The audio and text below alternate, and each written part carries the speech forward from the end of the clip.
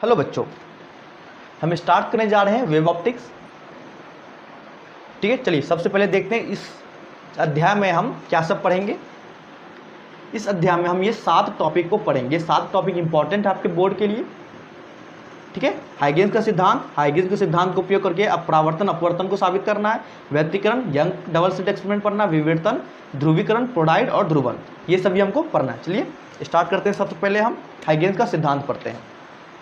ठीक है, तो हाइगेन्स का सिद्धांत क्या बोलता है? अभी तक हम क्या जानते हैं कि प्रकाश सीधी रेखा में गमन करती है ना, प्रकाश स्ट्रेट लाइट में गमन करती है सीधे। अभी तक हम पढ़े किरण प्रकाश की अध्याय में।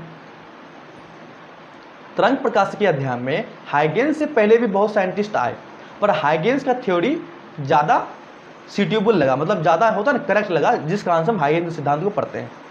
ठीक है, तो हाइगेन्स साहब ने क्या बोला कि जो प्रकाश चलती है वो तरंग के रूप में चलती है। तरंग मतलब देखें इस तरह से, तरंग मान लीजिए क्या तरंग के रूप में चलती है इस तरह से। आप अगर देखते हैं, अगर आप मान लीजिए बाल्टीन ले लिए, बाल्टीन में या बाल्टीन नदी में जाते हैं, नदी में आप अगर गिट्टी फेंकते हैं तो क्या होता है, चारों तरफ से गोल गोल गोल गोल गोल निकलता है ना, वो तरंग के रूप में निकलता है इस तरह से। ठीक, तो सेम उसी तरह सेम वही कंसेप्ट यहाँ पर भी इस्तेमाल होता है प्रकाश में भी। तो हाइगेन्स साहब बोले थे कि जो प्रकाश है वो तरंग के रूप में चलती है। ठीक है, इसमें कुछ सिद्धांत दिए, हम उसको पढ़ते हैं। ठीक है, हाइगेन्स साहब ने बोला कि अगर ये मान लेते हैं बिंदु स्रोत, ऐसे मान लीजिए ये कोई प्रकाश का स्रोत है, यहाँ से प्रकाश निकल रही है, तो प्रकाश तरंग के रूप में निकलेगी, तरंग के रूप में निकलेगी इस तरह से, तरंग के रूप में निकलेगी। तो मान लेते हैं ये तरंग जब निकला यहाँ से, तो टी समय के बाद, कुछ समय बाद, मान लेते हैं टी समय के बाद ये तरंग यहाँ पहुँचा, चूँकि बहुत सारा ढेर सारा तरंग होगा ना, पर दिखाने के लिए हम सिर्फ 4 ले रहे हैं। तो ये तरंग यहाँ पहुँचेगा, ये तरंग यहाँ पहुँचेगा, ये तरंग यहाँ पहुँचेगा। अब इस सभी को मिलाने वाला एक जो गोलीय, काल्पनिक गोलीय सतह होता है, इसी को हम क्या बोलते हैं? तरंगिका बोलते हैं। तरंगिका नहीं, तरंगाग्र बोलते हैं, जिसे इंग्लिश में क्या बोलते हैं? Wave front. ठीक है, ठीक है। अब ये जो तरंगाग्र पे स्थित ढेर, चूंकि ये ढेर सारा तरंग होगा ना, सभी तरंग से मिलकर क्या बना होगा? एक तरंगाग्र गोला बना होगा। अब उस गोला पे ढेर सारा बिंदु होगा, ढेर सारा पॉइंट होगा, ढेर सारा बिंदु होगा। अब ये सभी पॉइंट जो है ये द्वितीयक स्रोत के, पहला स्रोत अगर इसको मान लेते हैं तो तरंगाग्र पे स्थित ढेर सारा पॉइंट होगा, वो सभी पॉइंट क्या होता है? द्वितीयक स्रोत के जैसा काम करता है। अगर इसको मान ले द्वितीयक स्रोत, तो क्या होगा? इससे भी तरंग निकलेगा, इससे भी तरंग निकलेगा, इस तरह से भी वेव निकलेगा इससे भी। तो मान लेते हैं कुछ समय बाद, टी समय बाद, ये यहाँ पे आके रुका, ये यहाँ पे आके रुका नहीं, मतलब समझ लेते हैं कि ये यहाँ पहुँचा, ये यहाँ पहुँचा, ये यहाँ पहुँचा। फिर इस सभी को अगर हम मिलाते हैं एक काल्पनिक सतह के द्वारा, तो इस तरह से बनेगा, जिसको हम क्या बोलते हैं? तरंगाग्र बोलते हैं। सेम उसी तरह यहाँ पर ही पॉइंट का, ये भी अपना इस तरह से तरंग निकालेगा, इस तरह से तरंग निकलेगा। फिर इस सभी को सतह को अगर हम काल्पनिक रूप से मिलाते हैं, कुछ इस तरह से गोलीय सतह बनेगा। इसको क्या बोलेंगे हम? तरंगिका बोलते हैं। क्या बोलते हैं? तरंगिका बोलते हैं, या द्वितीयक तरंगिका भी बोल सकते हैं आप। सेम उसी तरह यहाँ पर भी पॉइंट होगा, यहाँ पर भी चूंकि ये तरंगाग्र पे सिर्फ पॉइंट है, यहाँ से भी क्या निकलेगा? तरंग निकलेगा, अगर द्वितीयक स्रोत के साथ काम कर रहा है तो। फिर कुछ समय बाद मानते हैं ये तरंग यहाँ पहुँचा, मतलब तरंग इस तरह चल रहा है, इस तरह से ये तरंग यहाँ पहुँचा, ये तरंग यहाँ पहुँचा, ये तरंग यहाँ पहुँचा, ये यहाँ, सभी को जब मिलाते हैं कुछ इस तरह से गोला, इस तरह से गोला बनता है। तो ये क्या कहलाता है? ये क्या कहलाता है? ये कहलाता है द्वितीयक तरंगिका। ठीक है, अब इसी तरह सेम ढेर सारा पॉइंट होगा, तो सभी इस तरह से अपना गोला का निर्माण करेगा, अपना तरंगिका बनाएगा, है ना। ढेर सारा होगा, सभी अपना बनाएगा, है ना। तो ये सभी जो बनाएगा, फिर जो इसका जो बाह्य सतह होगा इस तरंगिका का, इसको जब हम स्पर्श करते हुए इस तरह से बनाते हैं, तो फिर एक गोला का निर्माण होता है। क्योंकि यहाँ हट गया ना, मतलब सटा सटा होता है पूरा, है ना। तो ये जो गोला बनता है, फिर से जो गोला बनता है, वो गोला भी क्या कहलाता है? तरंगाग्र कहलाता है। जिसको हम क्या, चूंकि पहला ये तरंगाग्र ये हो गया, तो इसको हम क्या बोलते हैं? द्वितीयक तरंगाग्र, द्वितीयक वेव फ्रंट।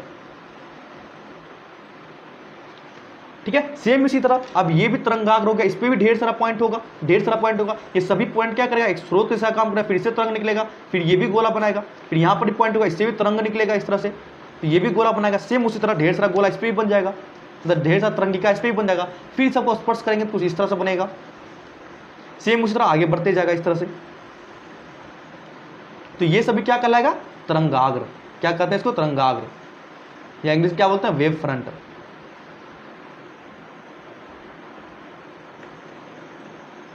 ठीक है, तो इसमें अब पूछा जाता है कि बताओ ये दूरी क्या होगा, ये दूरी यहाँ से यहाँ तक तरंगाग्र के बीच का दूरी क्या होगा। तो हम मान लेते हैं कि तरंग का चाल है वो v है, और यहाँ से यहाँ तक पहुँचने में कितना समय लगेगा? t। तो दूरी बराबर क्या होता है? चाल गुणा समय। तो ये जो दूरी हो गया कितना होगा? चाल गुणा समय, vt। तो ये यहाँ से यहाँ तक कितना देर में पहुँचा? vt दूरी चल के पहुँचा, ये कितना? vt दूरी, ये भी vt दूरी, ये भी vt दूरी। ठीक है, और जो तरंगाग्र पे स्थित जितना भी बिंदु है, चाहे ये तरंगाग्र पे स्थित ये बिंदु हो गया, ढेर सारा बिंदु होगा, तो तरंगाग्र पे स्थित जितना भी बिंदु होता है सभी सेम कला में दोलन करता है। मतलब क्या? सेम कला मतलब क्या? सेम तरंग होता है, इस तरह से सभी तरंग सेम होता है, इस तरह से सेम तरंग होता है। ठीक है, तो अगर हमसे पूछ रहे कि तरंगाग्र किसे कहते हैं, तो हम पहले अपने भाषा में इसको लिख लेंगे।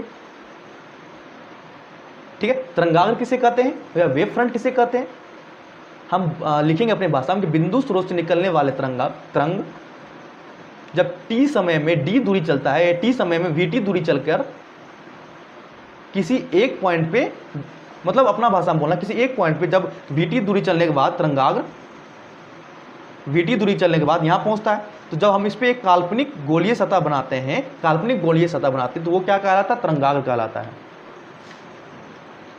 और फिर आपसे पूछेगा कि द्वितीयक तरंगिका क्या होता है, तो हम बोलेंगे तरंगाग्र, ये अगर तरंगाग्र है, तरंगाग्र पे स्थित बिंदु, तरंगाग्र पे ढेर सारा बिंदु स्थित होता है, तो तरंगाग्र पे स्थित बिंदु द्वारा उत्पन्न तरंगिका क्या बोलते हैं? हम द्वितीयक तरंगिका कहते हैं। क्या बोलते हैं? हम द्वितीयक तरंगिका बोलते हैं। ठीक है, आगे बढ़ते हैं फिर। ठीक, अब देख लेते हैं हम नोट में, ये मेरा फिगर है, ये स्रोत है ना, ये प्रकाश का स्रोत है, इससे तरंग निकला। तो मान लेते हैं टी समय में प्रकाश यहाँ से यहाँ पहुंचा, ये प्रकाश का तरंग ये यहाँ पहुंचा, तो सबको जब मिला लेते हैं एक गोलीय सतह बनता है। क्या गोलीय सतह मिलता है? काल्पनिक गोलीय सतह क्या कहलाता है? तरंगाग्र या वेव फ्रंट कहलाता है ना।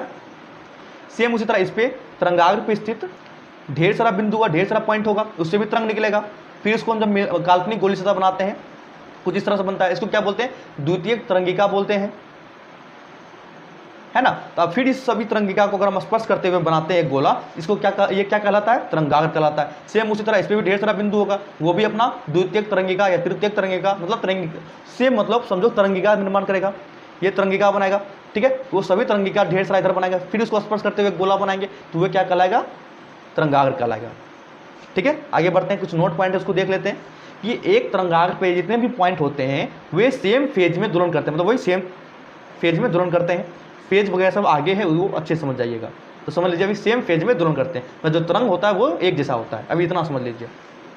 फिर है कि तरंगाग्र पे स्थित सभी पॉइंट द्वितीयक स्रोत की भांति कार्य करता है, हम बता चुके हैं। अगर ये तरंगाग्र पे है, तरंगाग्र में से A B C D हम नाम दे दिए, इसमें जितना भी पॉइंट है, ठीक है, ये सभी क्या द्वितीयक स्रोत के जैसा काम करता है ना। जैसे ए से भी तरंग निकला, ए से भी तरंग निकला, फिर इसको मिला दिए, गोल बना दिए, क्या कहलाता है? इसको तरंगिका बोलते हैं। फिर ढेर सारा तरंगिका बनेगा, सभी तरंगिका को स्पर्श करते हुए एक गोलीय काल्पनिक सतह बनाते हैं, तो क्या बन जाएगा? फिर ये क्या कहला जाएगा? ये कहला जाएगा तरंगाग्र, मतलब ये क्या कहला जाएगा? वेव फ्रंट बोल जाएगा। अब चूंकि ये पहला हो गया, तो आप इसको बोल सकते हैं सेकेंडरी वेव फ्रंट या द्वितीयक तरंगाग्र भी बोल सकते हैं, कोई दिक्कत नहीं है। ठीक है, जहाँ S क्या है? प्राथमिक स्रोत, ये क्या है? प्राथमिक स्रोत, सबसे पहले यही किरण निकालना स्टार्ट हुआ। ठीक है, और A B C H जो भी है, ये A B C जो भी है, ये क्या है? तरंगाग्र पे स्थित बिंदु है। तो ये हम बता चुके हैं कि तरंगाग्र पे जितना भी पॉइंट स्थित होता है वही द्वितीयक स्रोत का भांति काम करता है। ठीक है, तो वही A B C H क्या कहलाएगा? द्वितीयक स्रोत। ठीक है, चलिए आगे बढ़ते हैं। फिर पढ़ते हैं प्रकाश के साथ। जैसे हम जानते हैं, यहाँ पर देख लेते हैं कि अगर ये बिंदु स्रोत है और हम जानते हैं, हम किरण प्रकाश के अध्ययन क्या पढ़े कि प्रकाश सीधा रास्ता गमन करता है, तो सीधा रास्ता गमन करता हम बना दिए। और हम किरण तरंग प्रकाश के अध्ययन क्या पढ़े कि जो प्रकाश है अपना तरंगाग्र बनाते चलता है, इस तरह से, है ना, वेव फ्रंट बनाते चलता है। अगर हमको पूछ लिया जाए कि बताओ इस तरंगाग्र पे यहाँ पे इस बिंदु पे प्रकाश की चाल की दिशा क्या है, या प्रकाश जो गमन कर रहा है उसका दिशा क्या है, तो हम क्या करेंगे? तरंगाग्र पे एक लंब खींच देंगे। अगर इस पे यहाँ पूछा बताओ प्रकाश की दिशा क्या है, तो हम इस पे एक लंब खींच देंगे इस तरह से, और ये क्या कहलाएगा, प्रकाश की दिशा कहलाता है। मतलब तरंगाग्र पे अगर हम लंब खींच दे, ठीक है, तो वो क्या दर्शाता है, प्रकाश की दिशा को दर्शाता है। सही है। या हम यहाँ ये भी बोल सकते हैं कि तरंगाग्र पे अगर हम लंब खींचते हैं तो क्या दर्शाता है, प्रकाश की दिशा। ठीक है। या हमको अगर प्रकाश की दिशा मालूम है, उस पर हम लंब खींच दे तो वो क्या दर्शाएगा, हमको तरंगाग्र को दर्शाएगा। हम आगे देखते हैं, आगे बात करते हैं उस पर। ठीक है, आगे हम बात करते हैं, आप समझ जाइएगा। आगे बढ़ते हैं, ये देखते हैं ये क्या है। क्योंकि इस तरह से वे फ्रंट आगे की ओर बढ़ रहा है तरंगाग्र, मतलब प्रकाश की चाल दिशा इधर की ओर है, प्रकाश इधर की ओर जा रहा है, आगे की ओर बढ़ते जा रहा है। तो यहाँ पे जो सोर्स है प्रकाश का सोर्स, वो कहाँ, अनंत पे। अनंत मतलब बहुत दूर है, बहुत दूर पे है। ठीक है। जब प्रकाश का स्रोत बहुत दूर अनंत पे हो, तब जाके बहुत दूर चलने के बाद जो ये सतह होगा, ये हमको क्या दिखाई देगा, प्लेन दिखाई देगा। जैसे हम आपको समझाने की कोशिश करते हैं। ठीक है, प्रकाश का स्रोत मानो यहाँ है, ये प्रकाश स्रोत है। ठीक है। अब मान ले काफी दूर चलने, अनंत दूरी चलने के बाद, ठीक है, तो मान लेते हैं अनंत दूरी चलने के बाद कुछ इस तरह से बनेगा। ये छोटा है पर हम बहुत दिखाते हैं। तो अगर हम यहाँ पूछे कि ये बताओ ये इतनी दूर, तो ये आपको समतल नजर नहीं आएगा। इतनी दूर समतल, इसको देखिएगा जूम करके, इसको समतल नजर आएगा। इतनी दूर अगर हम आपसे बात करें तो आपको क्या लगेगा, इतना दूर समतल नजर आएगा, है ना। आप अगर रूम में अपना बैठे हैं तो आपको जो वेंटिलेटर द्वारा जो प्रकाश की किरण आती है तो क्या लगता है आपको, ये सीधा गमन करके आता है ना। क्योंकि सूरज कितना है, सूरज बहुत दूर है, इसलिए हमको क्या लगता है कि प्रकाश की किरण मेरे घर में जो आ रही है वो समांतर चल के आ रही है, मतलब स्ट्रेट इस तरह से मतलब प्रकाश किरण चल के आ रही है। पर जानते हैं हकीकत हम भी है कि ये कहाँ, एक सोर्स से निकलता है। ठीक ना, एक सोर्स कहाँ, सूरज से निकलता है। पर काफी दूर चलने के बाद वो प्रकाश क्या होता है, समांतर दिखाई देता है। ठीक है। तो वही हम यहाँ पे बात करते हैं कि ये दूरी क्या नजर आने लगा, ये जो तरंगाग्र है ये क्या हमको नजर आने लगा, प्लेन नजर आने लगा, मतलब समतल नजर आने लगा। तो हम इतना दूर में अगर बात करें, इतना दूर में बात करें, इतना दूर हमको क्या, प्रकाश की इस तरह से चलता हुआ दिखाई देगा, है ना। ठीक है, प्रकाश हमको इस तरह से चलता हुआ दिखाई देगा। अगर हम इतनी उसमें बात करें तो प्रकाश हमको इस तरह से आता हुआ दिखाई देगा, मतलब समांतर प्रकाश चलता आता हुआ दिखाई देगा, है ना। जैसे हम आपको दिखाते हैं कि अगर हम इतनी दूर में बात करें, इतनी दूर में बात करें, तो इतनी दूर में जो भी प्रकाश आएगा, जितना भी प्रकाश आएगा, इतना ही प्रकाश आएगा, तो हमको क्या लगेगा, सब प्रकाश समान, मतलब समतर आ रहा है, मतलब इस तरह से आ रहा है, एक दूसरे से समांतर आ रहा है प्रकाश। ठीक है, यही ना हम पढ़े हैं। अब क्या होता है, हम पढ़ चुके हैं, अगर ये प्रकाश की दिशा, अगर ये प्रकाश ये रहा, ये प्रकाश है, इस पे अगर हम क्या करें, लंब खींच दे इस तरह से हम लंब खींच दे, तो ये क्या बन जाएगा, ये अगर लंब खींच दे तो ये क्या बन जाएगा, ये बन जाएगा तरंगाग्र। क्या बन जाएगा, वेव फ्रंट। हम अभी बात कर चुके, इसको बताए थे हम, क्या बन जाएगा, वेव फ्रंट बन जाएगा। और हम जानते हैं कि वेव फ्रंट पे जो बिंदु होता है वो क्या, द्वितीयक स्रोत के साथ भांति करता है, कार्य करता है। तो यहाँ से भी तरंग निकलेगा, यहाँ से भी तरंग निकलेगा, यहाँ मतलब तरंग निकलेगा। फिर ये तरंग को मिला देंगे इस तरह से, अगर एक काल्पनिक गोला बना के, ये क्या कहलाता है, तरंगिका बोलते हैं इस गोला को। ठीक है, सेम उसी तरह यहाँ पर भी बिंदु का, ढेर सारा बिंदु का, यहाँ से क्या तरंग निकलेगा इस तरह से। तो ये भी गोला बनाएगा, ये भी गोला बनाएगा। ठीक है, फिर ये गोला का जो बाहरी हिस्सा है, बाहरी सतह, जब इसको हम स्पर्श करते हैं तो ये क्या, एक प्लेन होता है, इस तरह से प्लेन होता है, इस तरह से प्लेन होता है ना, इस तरह से प्लेन होता है, इस तरह से प्लेन होता है। तो ये जो प्लेन बनता है इसको क्या बोलते हैं हम, द्वितीयक तरंगाग्र बोलते हैं। अगर इसको हम तरंगाग्र बोलते हैं, इस प्लेन को तरंगाग्र, तो ये क्या कहलाएगा, द्वितीयक तरंगाग्र। फिर इस द्वितीयक तरंगाग्र पे भी ढेर सारा बिंदु होगा जो प्रकाश का स्रोत का ऐसा काम करेगा। क्योंकि सिद्धांत पढ़े ना, हाइगेन का सिद्धांत क्या बोलता है कि तरंगाग्र पे स्थित सभी बिंदु द्वितीयक स्रोत के भांति कार्य करता है। अगर यह तरंगाग्र है, इस पे जितना भी बिंदु होगा वो क्या, द्वितीयक स्रोत के जैसा काम करेगा। ठीक है, तो ये इसमें ढेर सारा बिंदु होगा, यहाँ से तरंग निकलेगा, फिर इसको हम गोलीय इस तरह से गोला बनाएंगे, है ना। फिर इसको हम स्पर्श करते हुए एक तल बनाएंगे, तो ये कैसा बनता है, समतल तरंगाग्र बनता है। तो यहाँ से स्पष्ट होता है कि अगर स्रोत, प्रकाश का स्रोत अनंत पे होता है, प्रकाश का स्रोत बहुत दूर अनंत पे होता है, तब जाके समतल तरंगाग्र का निर्माण होता है। ठीक है, तब जाके क्या बनता है, जो तरंगाग्र बनता है वो कैसा बनता है, समतल तरंगाग्र बनता है। ठीक है, हम आपको दिखाते हैं एक चीज और, कि अगर मान लीजिए ये क्या प्रकाश का स्रोत है, और किरण प्रकाश के अध्याय में क्या सीखें कि प्रकाश सीधा गमन करता है ना, यही सीखे है ना किरण प्रकाश के अध्याय में। अब हम पूछते हैं कि ये अगर प्रकाश की दिशा, अगर प्रकाश इस तरह चल रही है,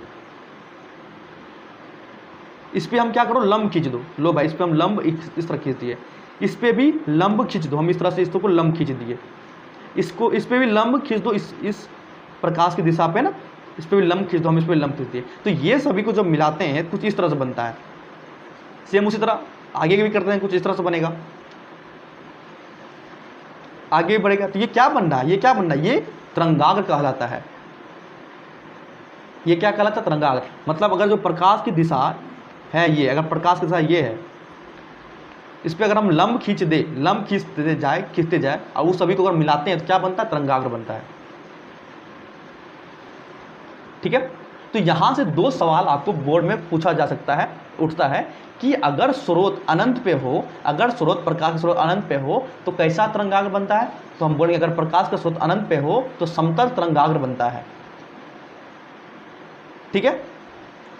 अगर स्रोत बिंदु स्रोत हो, अगर बिंदु स्रोत हो, अगर स्रोत क्या बिंदु स्रोत है तो कैसा तरंगाग्र बनता है, गोलीय तरंगाग्र का निर्माण करता है, गोलीय तरंगाग्र का निर्माण करता है। ठीक है। चलिए यहां तक क्लियर, आगे बढ़ते हैं। फिर देखिए यहां पे लिख दिया ना कि अगर ये, चूंकि हम बात छोटा सा बात किए ना, तो ये क्या, अगर हम समझ लें कि समांतर किरण आ रहा है तो इस पर हम क्या करते हैं, इस पर अगर लंब खींचते हैं, इस तरह से लंब खींचते जाते हैं तो ये सभी को मिलाते हैं तो क्या बनता है, एक तरंगाग्र, प्लेन तरंगाग्र, मतलब समतल तरंगाग्र बनता है। अब चूंकि जानते हैं तरंगाग्र पे स्थित सभी बिंदु क्या द्वितीयक स्रोत के साथ काम करता है, फिर इससे तरंग निकलेगा, इससे भी तरंग निकलेगा। तो हम मान लेते जैसे ही तरंग निकलना शुरू हुआ, हम 2 सेकंड देखे, घड़ी को रोक दिए, 2 सेकंड रुके, तुरंत रोक दिए, तो हम देखते हैं 2 सेकंड में यहाँ पहुँचता है, ये यहाँ, तो सब यहाँ पहुँचा, अपना जो भी तरंग निकला, जो जहाँ पहुँचा दिया। हम क्या करते हैं, उस सभी को मिलाते हैं, एक काल्पनिक गोला बनाते हैं। ठीक है। एक काल्पनिक गोलीय के रूप में निर्माण करते हैं। जब इस गोले को हम मिलाते हैं, तो ये क्या कहलाता है, ये गोले का जो बाहरी सतह है, इसको जब मिलाते हैं तो वो क्या बन जाता है, द्वितीयक तरंगाग्र का निर्माण करता है। द्वितीयक तरंगाग्र कैसा, प्लेन बनता है, समतल द्वितीयक तरंगाग्र या द्वितीयक समतल तरंगाग्र, ये क्या कहलाता है, द्वितीयक है ना, यहाँ लिखा हुआ द्वितीयक तरंगाग्र का निर्माण करता है। ठीक है। कुछ नोट पॉइंट देख लीजिए क्या है कि अगर पॉइंट सोर्स अनंत पर हो तो तरंगाग्र समतल बनता है। ठीक है। हम बात कर चुके हैं इस पे। देखिए और क्या लिखे कि हम जानते हैं कि तरंगाग्र प्रकाश की चलने की दिशा पर लंब होता है ना। या हमको पहले क्या दिया हुआ था, अगर हमको पहले तरंगाग्र मालूम था तो तरंगाग्र पे हम लंब खींच के पता करते थे कि प्रकाश की दिशा इधर की ओर है। ठीक है। अब हम क्या करेंगे, अगर हमको तरंगाग्र मालूम करना है तो हम क्या करेंगे, प्रकाश की दिशा पर क्या करेंगे, लंब खींच देंगे, उस सभी को जब मिलाएंगे तो क्या दर्शाता है, हमको तरंगाग्र दर्शाता है। जैसे हम आपको यहाँ दिखाते हैं ना, हम क्या किए, ये अगर प्रकाश की दिशा है तो हम क्या किए, यहाँ पर लंब खींच दिए, यहाँ पर भी लंब खींच दिए, यहाँ पर भी लंब खींच दिए, यहाँ पर भी लंब खींच दिए, है ना, इस बिंदु पर भी लंब खींच दिए। इस तरह से तो सभी को जो मिलाते हैं तो क्या बनता है, एक गोलीय तरंगाग्र बनता है। जो गोलीय सतह बनता है उस सतह को हम क्या बोलेंगे, तरंगाग्र बोलते हैं। ठीक है। और पर क्या है कि अगर प्रकाश पुंज, मतलब प्रकाश का जो झुंड होता है, प्रकाश पुंज फैल रहा होता है, जैसे यहाँ प्रकाश क्या फैल रहा है तब दिशा में, अगर प्रकाश पुंज फैल रहा होता है तो तरंगाग्र हमेशा स्पेक्ल बनता है। वही बात है कि अगर तरंगाग्र मतलब इस तरह से फैल रहा है प्रकाश, तो जो तरंग बनता है वो कैसा बनता है, गोलीय तरंग बनता है। इस तरह से है ना, इस तरह से गोल गोल तरंग बनता है, उसको क्या बोलते हैं, गोलीय तरंगाग्र बोलते हैं।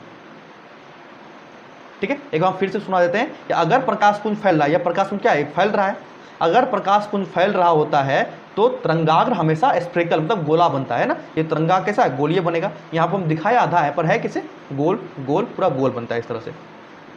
ठीक है।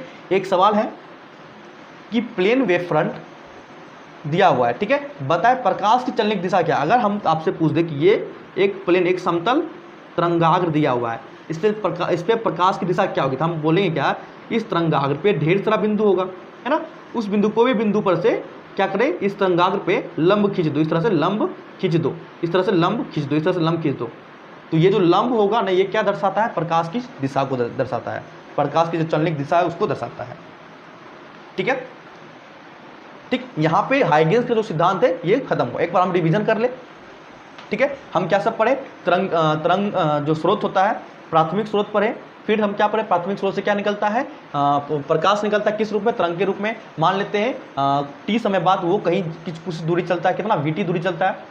ठीक है। फिर हम क्या करते हैं, उस सभी को जहाँ तरंग पहुँचा है उस सभी बिंदु को अगर मिलाते हैं गोलीय, काल्पनिक गोलीय सतह के रूप में, क्या कहलाता है, तरंगाग्र कहलाता है। तरंगाग्र पे स्थित सभी बिंदु द्वितीयक स्रोत की दिशा काम करता है, फिर उससे भी द्वितीयक स्रोत है तो उससे भी तरंग निकलेगा।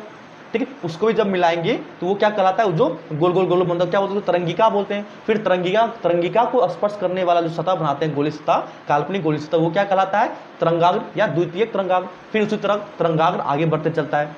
ठीक है, फिर और हम आगे क्या पढ़े कि अगर तरंगाग्र दिया हुआ है, अगर हम उसमें पूछ ले कि प्रकाश की चलने की दिशा क्या है, तो हम तरंगाग्र पे क्या करते हैं, लंब खींच के प्रकाश की चलने की दिशा को मालूम कर लेते हैं।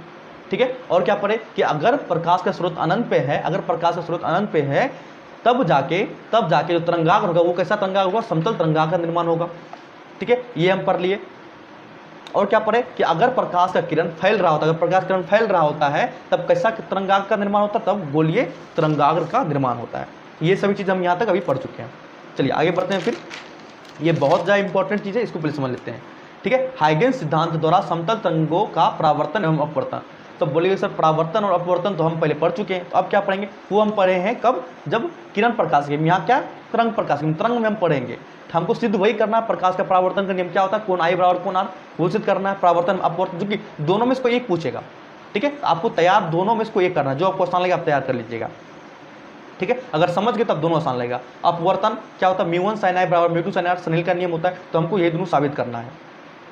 आगे बढ़े हम, चलिए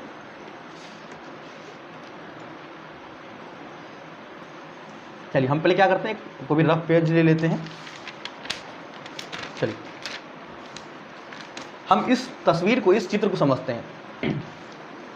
हमको क्या साबित करना है, परावर्तन का नियम, कैसे, हाइगेंस के सिद्धांत का उपयोग करके। ठीक है, तो हम क्या करते हैं, सबसे पहले एक समतल परावर्तक सतह ले लेते हैं। ठीक है, समतल परावर्तक सतह पे हम क्या करते हैं, दो समांतर किरण को आपतित करवा देते हैं। अगर हम आपसे पूछे कि बताओ इस किरण पे तरंगाग्र क्या होगा, तो बोलेंगे सर ये तरंगाग्र हो गया। इस दोनों सतह क्या होगा, इस तरह से प्लेन बना होगा, ये क्या कहलाएगा, तरंगाग्र कहलाएगा। ठीक है, ये भी क्या होगा, ये भी तरंगाग्र होगा, ढेर सा तरंगाग्र होगा ना। अभी हम बात पूछिए, ये भी क्या होगा, तरंगाग्र होगा, ये भी तरंगाग्र होगा, ये भी तरंगाग्र होगा, और ये भी तरंगाग्र होगा। अब देखो ये जो तरंगाग्र है ना, ये कुछ स्पेशल तरंगाग्र है, ये कुछ स्पेशल, मान लेते हैं ये mn क्या है, परावर्तक सतह है। ये जो तरंगाग्र है ये कुछ स्पेशल तरंगाग्र है। इस तरंगाग्र को क्या बोलेंगे, क्योंकि ये तरंगाग्र क्या है, परावर्तक सतह पे आया है ना, परावर्तक सतह पे आपतित हुआ है, इसको हम बोलते हैं आपतित तरंगाग्र।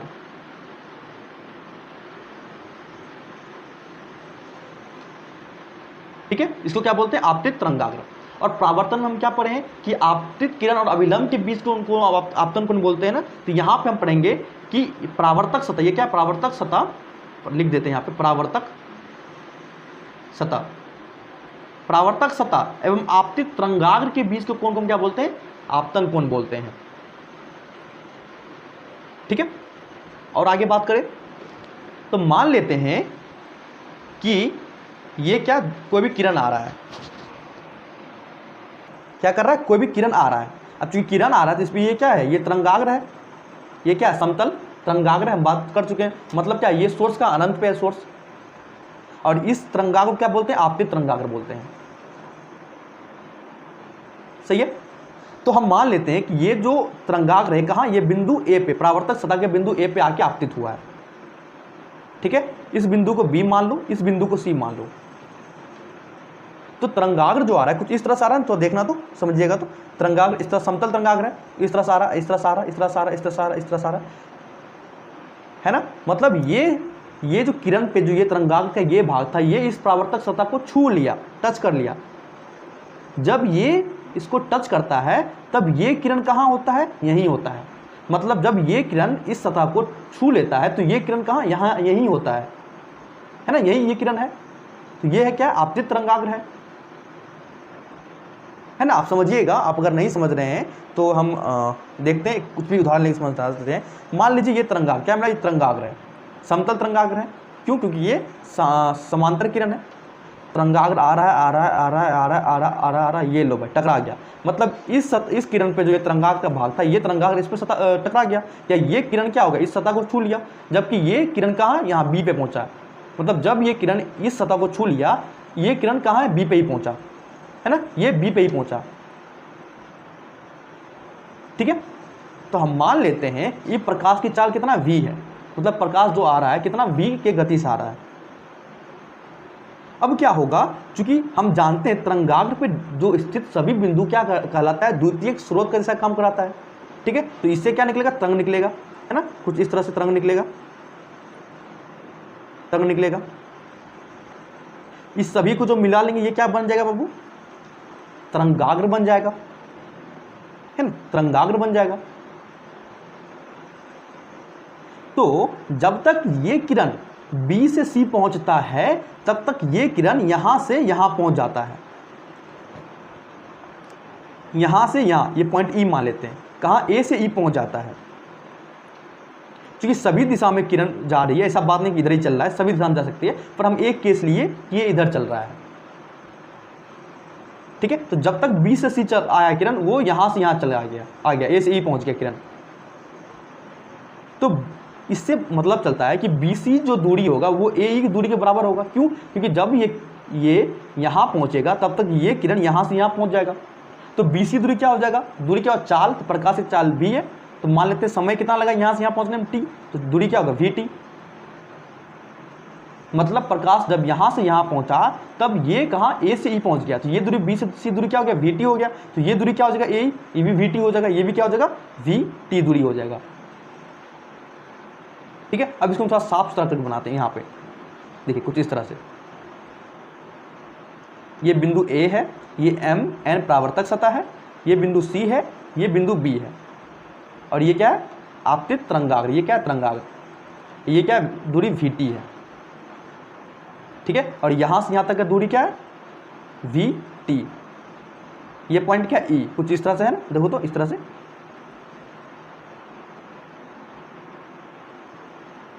ठीक, बना दिए अच्छे से, सभी बात क्लियर इतना दूर में, कोई दिक्कत यहां तक नहीं ना। चलिए फिर आगे बढ़ते हैं। अब हम क्या करते हैं, यहां तक जब काम मेरा खत्म हो जाता है तो हम क्या करते हैं, C से E पे एक स्पर्श रेखा खींचते हैं कुछ इस तरह से।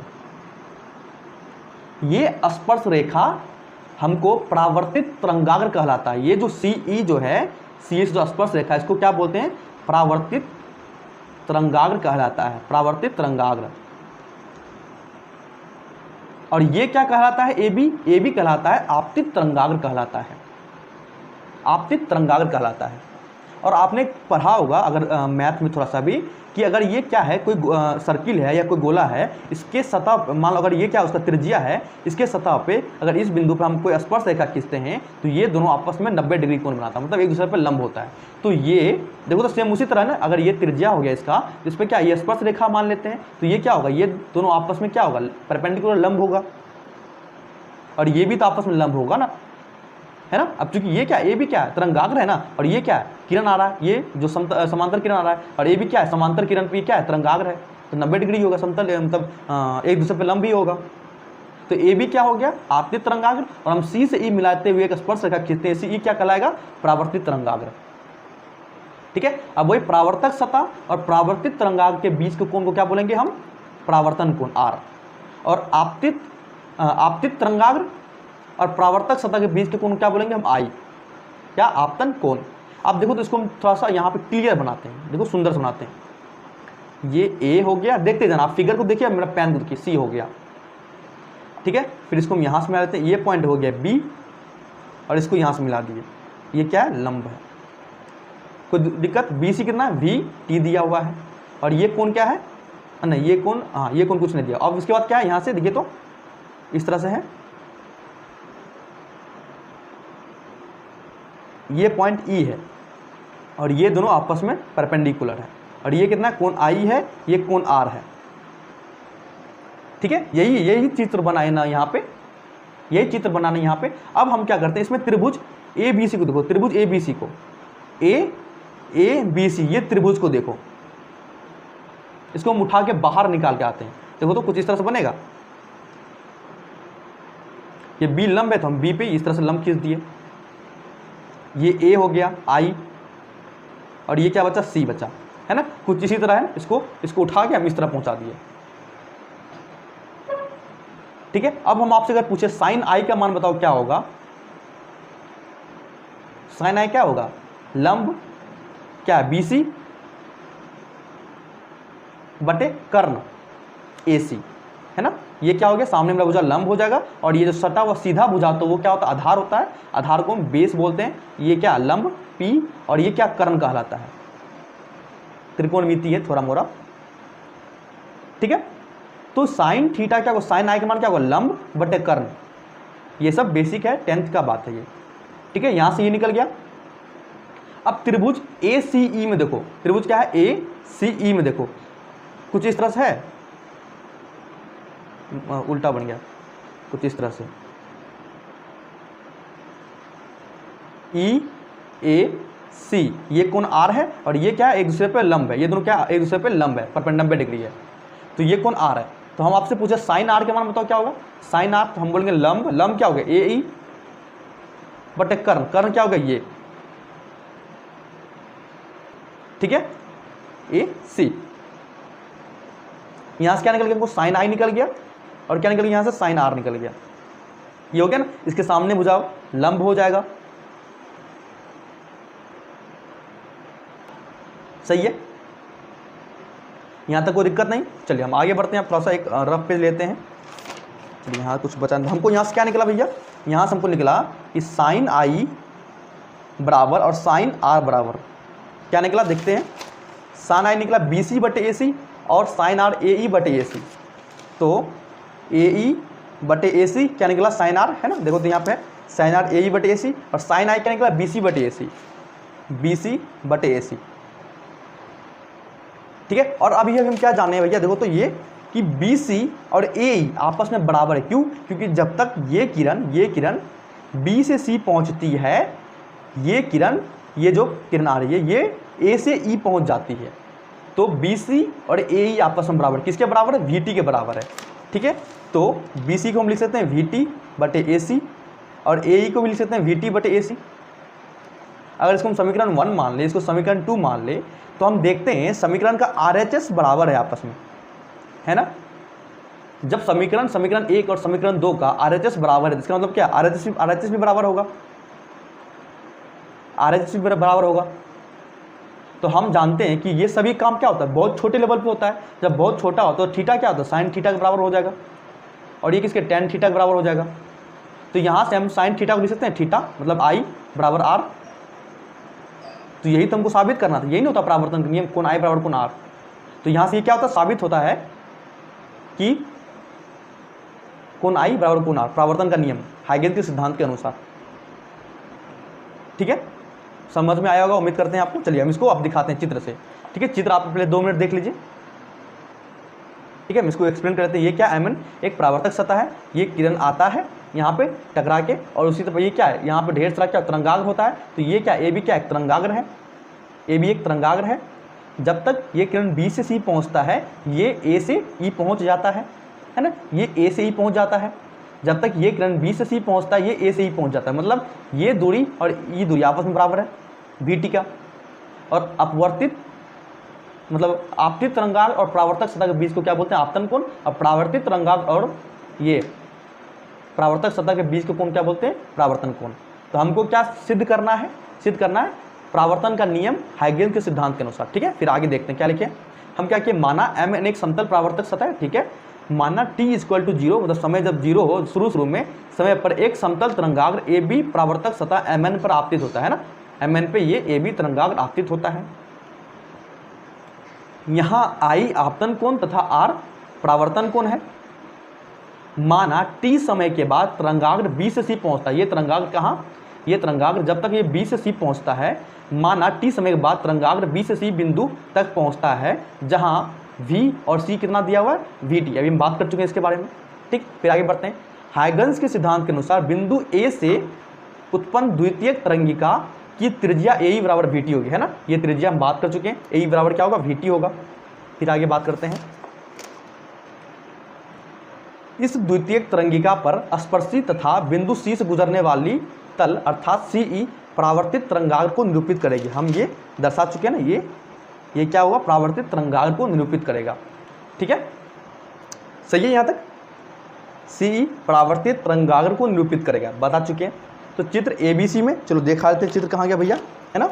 चित्र ABC में आई दिया हुआ है तो साइन आई बराबर क्या होगा AC बटे BC, अभी बात कर चुके हैं। तो VT बटे AC कर दे समीकरण 1। सेम उसी तरह त्रिभुज AEC में यहाँ से कर दे समीकरण 1, तो समीकरण 1 और समीकरण 2 से क्या निकला, साइन आई बराबर साइन आर, मतलब आई बराबर आर। तो इसी को परावर्तन का नियम कहते हैं। ये हम सीख गए और सिद्ध भी हो गया, कैसे, हाइगेन्स के सिद्धांत के अनुसार। करेक्ट, आगे बढ़े, चलिए। परावर्तन का नियम तो हम सिद्ध कर दिए, अब हम अपवर्तन का नियम सिद्ध करते हैं। क्योंकि देखो दोनों में से पूछेगा कोई एक ही बात, दोनों में से कोई एक ही पूछेगा। अब आपको जो मन हो उसको आप अपने तरीके से तैयार कर लीजिएगा। ठीक है, आगे बढ़ते हैं। ठीक है, चलिए अब हम अपवर्तन का नियम सिद्ध करते हैं। अपवर्तन का नियम क्या होता है भैया, स्नेल लॉ, μ1 साइन आई बराबर μ2 साइन आर, यही होता है ना स्नेल का नियम। स्नेल का नियम क्या होता है, अपवर्तन का दूसरा नियम को हम स्नेल का नियम कहते हैं। ये बहुत ज़्यादा इंपॉर्टेंट, हम बात कर चुके हैं।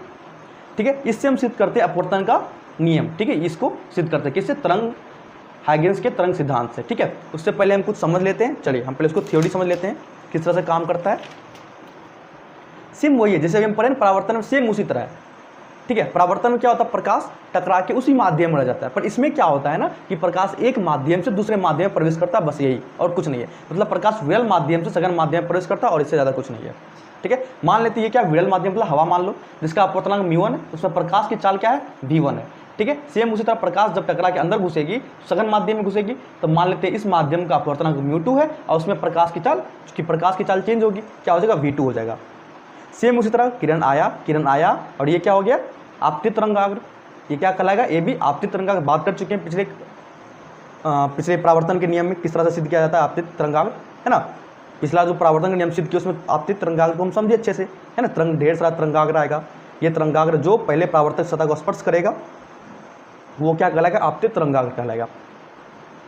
ठीक है, अब ये हम जानते हैं जो तरंगाग्र पर स्थित सभी बिंदु क्या करता है, द्वितीयक स्रोत के जैसा काम करेगा। ठीक है, तो इससे क्या तरंग निकलना स्टार्ट होगा, इससे तरंग निकलना स्टार्ट होगा, तरंग निकलना स्टार्ट होगा।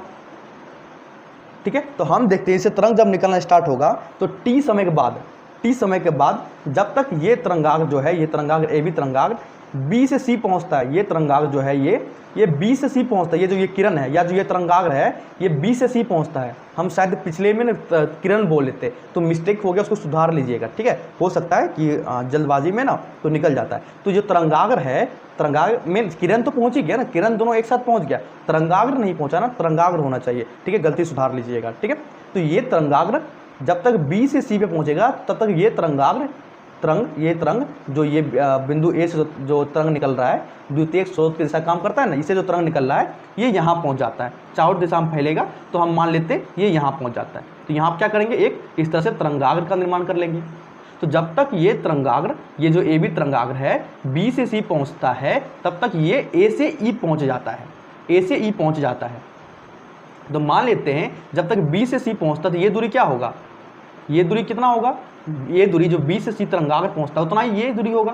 क्योंकि जब तक ये तरंगाग्र बी से सी पहुंचता है ये अपना यहाँ से यहाँ पहुंच जाता है, यहाँ पहुंच जाता है। इसको मिला देते हैं चारों दिशा में, चारों तरफ, तो क्या बनता है, गोलीय तरंगाग्र का निर्माण मतलब तरंगाग्र हो जाता है। इसको हम क्या बोलेंगे, द्वितीयक तरंगाग्र बोल देंगे। तो ये दूरी क्या होगा, प्रकाश की चाल कितना, पहले माध्यम प्रकाश की चाल v1 है तो v1 समय t1, समय t मान लो, कोई दिक्कत नहीं है। तो चाल गुना समय दूरी हो जाएगा। सेम उसी तरह ये दूरी क्या हो जाएगा, ये दूरी क्या हो जाएगा, चाल, तो प्रकाश की चाल इस माध्यम क्या होगा, v2 गुना समय t, क्योंकि यहाँ से यहाँ और यहाँ से आने में समय सेम लगेगा, इसलिए इसका समय दोनों का सेम है, चाल अलग अलग है। क्योंकि प्रकाश के माध्यम में चाल अलग होगा और जो माध्यम प्रवेश किया उसमें चाल अलग होगा प्रकाश का, ये हम बात कर चुके हैं। सेम उसी तरह हम क्या करते हैं, सी और बिंदु ए से हम एक स्पर्शी रेखा खींच देते हैं, जैसे हम इसमें खींचे थे ना, देखो तो यहाँ पे बिंदु सी और ई को मिलाते हुए हम क्या करते हैं, एक स्पर्शी रेखा खींच देते हैं, जो क्या कहलाता था, परावर्तित तरंगाग्र। सेम उसी तरह बिंदु सी और ई से मिलाते हुए हम क्या करते हैं, एक स्पर्श रेखा खींच देते हैं, जो क्या कहलाता है, अपवर्तित तरंगाग्र। उसमें परावर्तन होता था ना, तो इसलिए परावर्तित तरंगाग्र, इसमें अपवर्तन हो रहा है, इसमें क्या होगा, अपवर्तित तरंगाग्र। सही है। अब इसमें उसको हम थोड़ा और फिगर क्लियर कर दिखाते हैं। ये मैंने ये फिगर को देखिए आप लोग अच्छे से, ठीक है, ए बी सी, तो देखो तो ए बी सी और ये बी जो होगा ये जो ये अगर किरण है और ये तरंगाग्र है तो ये दोनों आपस में क्या होगा, परपेंडिकुलर, इसमें लंब होगा, तो मैंने लंब बना दिए। सेम उसी तरह अगर ये क्या है, तरंग है, ये तरंग है, तो ये क्या है, तरंगाग्र है, तो दोनों आपस में क्या होगा, आपस में एक दूसरे पर लंब होगा, हम बात कर चुके हैं। अगर ये त्रिज्या कहलाएगा, कोई बोलेगा त्रिज्या, तो ये क्या होगा, स्पर्शी अगर रेखा है तो ये क्या लंब होगा। तो हम यहाँ पर भी लंब कर दिए, ई पे दिखाई दे रहा है, ई पे यहाँ पे लंब कर दिए, ठीक है। ए बी सी, और बी से सी दूरी क्या हो गया V1T कर दिए, ठीक है। उसी तरह ए से ई क्या हो गया V2T कर दिए, ठीक है। अब यहाँ पे आई इसको आर कैसे कर ली वो भी देख लीजिए। ये क्या है, आपतित तरंगाग्र, ये क्या है, अपवर्तक सतह आपतित तरंगाग्र के बीच के कोण क्या बोलेंगे हम, आपतन कोण बोलेंगे। सेम उसी तरह परावर्तित तरंगाग्र और ये क्या अपवर्तक सतह के बीच के कोण क्या बोलेंगे हम, बताइए। ये क्या है, अपवर्तित तरंगाग्र है, अपवर्तित तरंगाग्र है, ये क्या अपवर्तक सतह है ना। तो अपवर्तक सतह और अपवर्तित तरंगाग्र के बीच के कोण क्या बोलेंगे, अपवर्तन कोण, जिसको हम आर से सूचित करते हैं, आर से हम सूचित कर लिए। कुछ इस तरह से निर्माण होगा। अब इसमें देखिए तो साइन आई का सूत्र लगा के, तो त्रिभुज ए बी सी में साइन आई क्या होगा, साइन आई होगा लंब बटे कर्ण।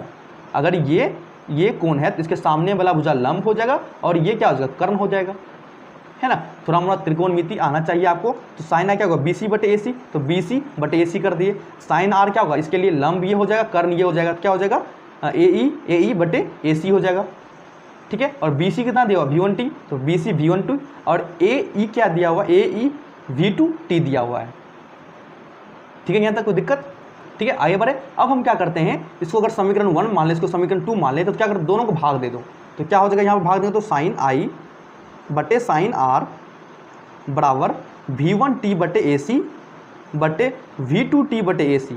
तो यहाँ से AC खत्म, T खत्म, क्या होता है V1 बटे V2। और हम पढ़ चुके हैं ना, अपवर्तनांक क्या होता है, C बटे V होता है।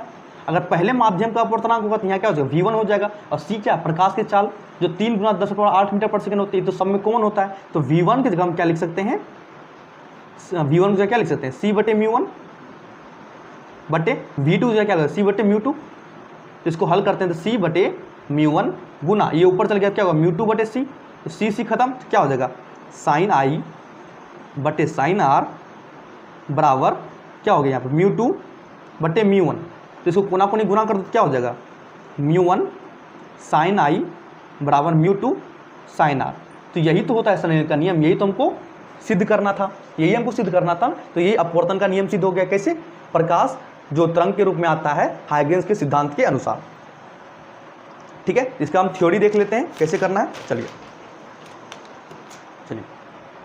ठीक है, आप चित्र को देख लीजिए, चित्र सेम उसी तरह है ना। ये विरल माध्यम, ये सघन माध्यम, जब तरंगाग्र B से C पहुंचता है तो ये A से E पहुंच जाता है, दोनों का स्पर्शी हम खींच दिए, ये दोनों आपस में लंब होगा। साइन आई बराबर V1T बटे AC और साइन आर बराबर AE मतलब V2T, ये क्या हो जाएगा यहाँ से दूरी V2T बटे AC। कोई दिक्कत यहाँ तक, चलिए आगे बढ़ते हैं। क्या लिखिए, माना Mn एक समतल अपवर्तक सतह है, ठीक है। ये क्या है, एक समतल अपवर्तक सतह है जो μ1 तथा μ2 अपवर्तनांक वाले दो माध्यम को अलग करता है, सही है। जहां μ2 ग्रेटर देन μ1 मतलब μ2 मतलब क्या, इस माध्यम का अपवर्तनांक ज़्यादा है, इसलिए क्या है सघन माध्यम है, सही बात है। तो t = 0 समय पर, जब t = 0 समय पे, ठीक है, जब कोई भी खेल जो स्टार्ट नहीं हुआ था समय 0 शुरू में समय पर एक समतल तरंगाग्र ए बी अपवर्तक सतह Mn पर आपतित होता है ना। t = 0 समय पे ए बी क्या है, एक तरंगाग्र आपतित होता है। सबसे शुरू में क्या होता है, ए बी सबसे काम क्रिया यहीं शुरू होता है ना, तो ए बी क्या होता है, तरंगाग्र आपतित होता है, ठीक है। ए बी तरंगाग्र आपतित कहाँ गया, आपतित होता है। यहाँ आई आपतन कोण है तथा आर अपवर्तन कोण है, बात कर चुके हैं। माना टी समय बाद तरंगाग्र बी से सी बिंदु तक पहुँचता है, जहाँ VC बराबर V1T है ना, बी से सी पहुँचता है, VC क्या होगा V1T हो गया, ठीक है। आगे बढ़ते हैं फिर। हाइगेंस सिद्धांत के अनुसार बिंदु ए से उत्पन्न द्वितीयक तरंगिका की त्रिज्या होगी AE बराबर V2T है ना। ये जो त्रिज्या होगी ये क्या होगा, V2T होगा। हम बात कर चुके हैं कैसे। इस द्वितीयक तरंगिका पर स्पर्शी तथा बिंदु, स्पर्शी मतलब क्या है, ये स्पर्शी तथा बिंदु C से E मिलाने वाली जो ये रेखा होगी, इसको हम बोलते हैं अपवर्तक तरंगाग्र, ठीक है। आप यहाँ पे लिख लीजिएगा अपवर्तक या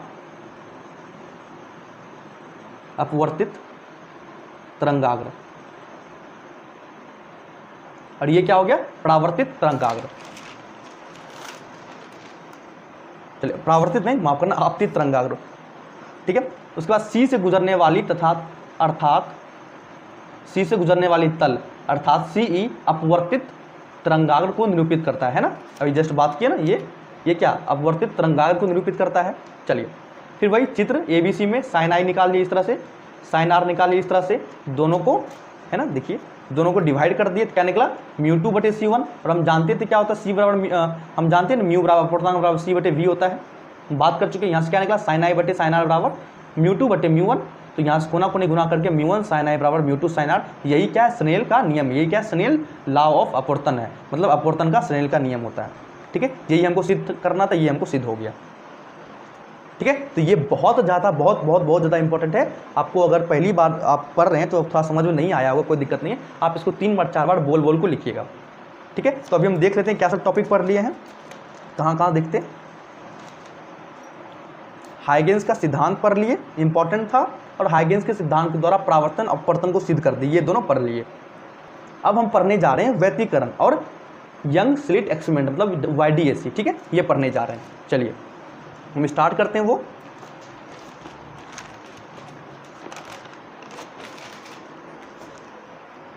चलिए हम स्टार्ट कर रहे हैं व्यतिकरण। ठीक है, उसके बाद विवर्तन पढ़ेंगे। तो व्यतिकरण क्या होता है समझिए, यहाँ पहले क्या है व्यतिकरण, तो समान आवृत्ति वाले, हम सब बात को समझाएंगे, आप पहले पढ़ लेते हैं एक बार। समान आवृत्ति वाले 2 प्रकाश तरंगों के अध्यारोपण के कारण प्रकाश ऊर्जा के पुनर्वितरण की घटना को हम व्यतिकरण कहते हैं। ठीक है, समझिए, मान लेते हैं ये एक स्रोत S1 है, ये एक स्रोत S2 है, मतलब प्रकाश की स्रोत है, यहाँ से प्रकाश निकल रही है। ठीक है, यहाँ से प्रकाश निकल रही है, तो प्रकाश चूंकि तरंग के रूप में निकलेगी, हम चूंकि तरंग अध्याय पढ़ रहे हैं, तो प्रकाश तरंग के रूप में निकलेगी, इस तरह से तरंग के रूप में निकलेगी। सेम उसी तरह स्रोत 2 से भी प्रकाश तरंग के रूप में इस तरह निकलेगी। ठीक है, तो मान लेते हैं इस तरंग का जो समीकरण है, जो तरंग को लिखा जाता है ना, वो लिखा जाता है A sin ωt। तो इसको हम तरंग 1 मान लेते हैं, इसको तरंग 2 मान लेते हैं। इसको क्या लिखेंगे y1 बराबर A1 sin ωt। ये तरंग का समीकरण लिखने का तरीका होता है। ठीक है, A2 sin ωt। अब A क्या है, हम ये सब बात आगे करते हैं। ठीक है, तो ये क्या है मेरा तरंग 1 है, तरंग 2 है।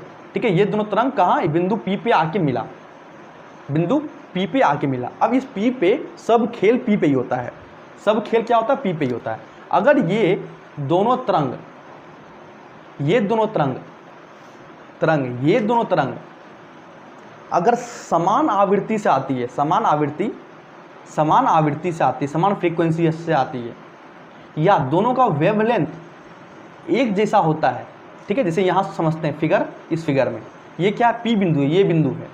अगर दोनों तरंग 1 और तरंग 2 सेम तरीके से आके मिलती है, कुछ इस तरह से है ना, ये भी आके इस तरह से मिलती है, ये भी आके, दोनों का इस तरह से सेम आके सेम तरीका से मिलती है, तो जो परिणामी तरंग होगा वो क्या होगा, कुछ इस तरह से मिल जाएगा दोनों में, जो हम क्या बोलते हैं समपोषी व्यतिकरण, या इसको रचनात्मक व्यतिकरण भी बोलते हैं। कब, जब दोनों क्या सेम कला में आके मिले।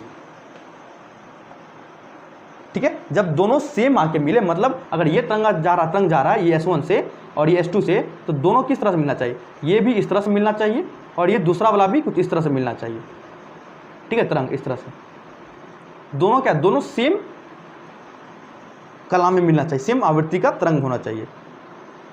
सही है, जब सेम कला में दोनों मिला इस तरह से, तो जो परिणामी तरंग होगा वो क्या होगा y1 + y2, मतलब दोनों तरंग को जोड़ के ये क्या बन गया, एक रिजल्टेंट तरंग, मतलब एक परिणामी तरंग बन गया बहुत बड़ा। इसको क्या बोलते हैं समपोषी व्यतिकरण या रचनात्मक व्यतिकरण। ठीक है, वहीं अगर दोनों तरंग S1 और S2 विपरीत मिलता है, एक दूसरे से विपरीत मिलता है, जैसे तरंग ये ऊपर से इस तरह से आ रहा है और तरंग 2 ये नीचे से आ रहा है, मतलब एक तरंग इधर से इस तरह से आ रहा है, दूसरा नीचे से इस तरह से आ रहा है, तो ये दोनों क्या, ये दोनों एक से उल्टा है, ये दोनों एक से उल्टा है, तो ये क्या बन जाएगा विनाशकारी व्यतिकरण। क्या हो जाएगा, ये विनाशकारी व्यतिकरण हो जाएगा। जो परिणामी सदिश होगा वो क्या होगा, उसका ये आयाम या उसका फ्रीक्वेंसी कम हो जाएगा, उसका जो आवृत्ति होगा वो कम हो जाएगा। ठीक है, देखो सेम फेज में मिला, सेम मिला, तो इसका समपोषी व्यतिकरण मतलब रचनात्मक, मतलब प्रॉफिट वाला हो गया y1 + y2। ठीक है, अगर दोनों उल्टा मिला, ये ऊपर से आ रहा है, ये नीचे से आ रहा है, तो ये क्या हो जाएगा विनाशकारी व्यतिकरण हो जाएगा। ठीक है, और व्यतिकरण क्या होता है पहले ये देख लेते हैं। ये समान आवृत्ति वाले 2 प्रकाश तरंग, ठीक है, समान आवृत्ति वाले, और समान आवृत्ति मतलब क्या, समान तरंगदैर्घ्य वाले, समान तरंगदैर्घ्य वाले, समान आवृत्ति वाले 2 प्रकाश तरंग। ठीक है, ठीक है, तरंग समान तरंग वाले, मतलब आवृत्ति मतलब क्या समझ रहे हो, मतलब एक समय में दोनों सेम चले, दोनों सेम चले एक समय में। आवृत्ति जो इसको फ्रीक्वेंसी बोलते हैं वो होता है 1/टाइम होता है, समय का व्युत्क्रमानुपाती होता है। ठीक है, समान आवृत्ति है, मतलब क्या दोनों का जो समय, दोलन का जो समय है ना, दोलन का मतलब क्या, एक दोलन क्या होता है, इस तरह से एक चक्कर लगाना एक दोलन कहलाता है, तो दोनों का दोलन का समय वो इक्वल होना चाहिए। तो समान आवृत्ति वाले दो प्रकाश तरंग के अध्यारोपण के कारण, है ना, ये तरंग एक, दोनों का अध्यारोपण हुआ, दोनों एक दूसरे पे मिला। ठीक है, अध्यारोपण के कारण प्रकाश की ऊर्जा के पुनर्वितरण, ठीक है ना, पुनर्वितरण की घटना को व्यतिकरण करता है। ठीक है, तो ये क्या, तरंग एक तरंग दो, दोनों तरंग के मिलने के बाद जो नया तरंग का निर्माण हुआ, नया तरंग का निर्माण या नया तरंग या नया ऊर्जा का जो निर्माण हुआ, इसी घटना को क्या बोलते हैं, व्यतिकरण। अब व्यतिकरण दो तरह का होता है, दो तरीका का होता है, एक संपोषी मतलब रचनात्मक व्यतिकरण, एक होता है विनाशकारी व्यतिकरण। ठीक है, अगर सेम फेज में मिला, सेम आवृत्ति में, तो संपोषी व्यतिकरण, अगर दूसरा मिला, उल्टा मिला, तो विनाशकारी व्यतिकरण होता है। ठीक है, सही है, यहाँ पे कुछ लिख दिए, कोई दिक्कत नहीं है। जैसे मान लेकर संपोषी व्यतिकरण हुआ है तो y बराबर y1 + y2, दोनों तरंग जुड़ जाएगा, क्या होगा 2a sin ω t। कब, जब a1 a2 बराबर है। a1 a2 क्या है, इसको आयाम बोलते हैं। आयाम मतलब होता है क्या, ये जो तरंग है ना, ये ऊंचाई जो होता है इसको आयाम बोलते हैं। ये जो ऊंचाई होता है ना, इसको आयाम बोलते हैं। ठीक है, दिखाते हैं, रफ कॉपी लेते हैं। अगर ये तरंग है ना कुछ इस तरह से, तो ये जो ऊंचाई होता है ना बाबू, ये ऊंचाई, इसको हम आयाम बोलते हैं।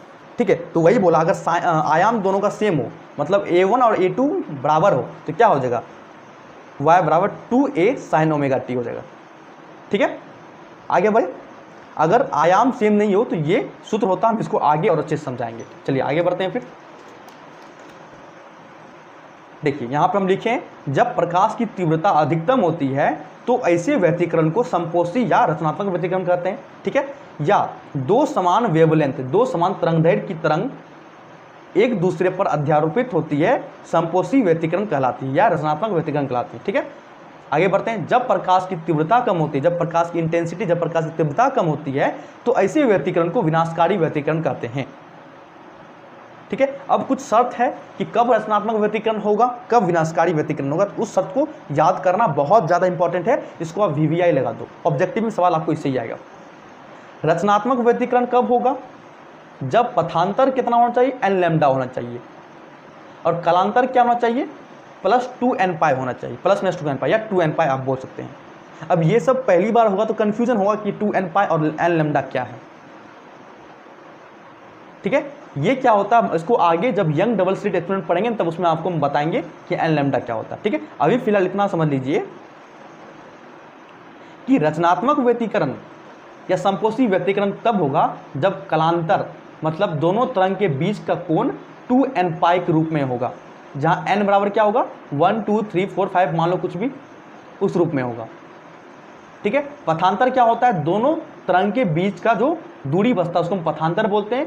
कब होगा रचनात्मक व्यतिकरण, जब पथांतर n लैम्डा होगा, जहां n क्या होगा, 1 2 3 4 डाल दो, 1 लैम्डा 2 लैम्डा 3 लैम्डा होगा तब। तो यहां से क्या निकलता है, लैम्डा बराबर 2 पाई निकलता है ना।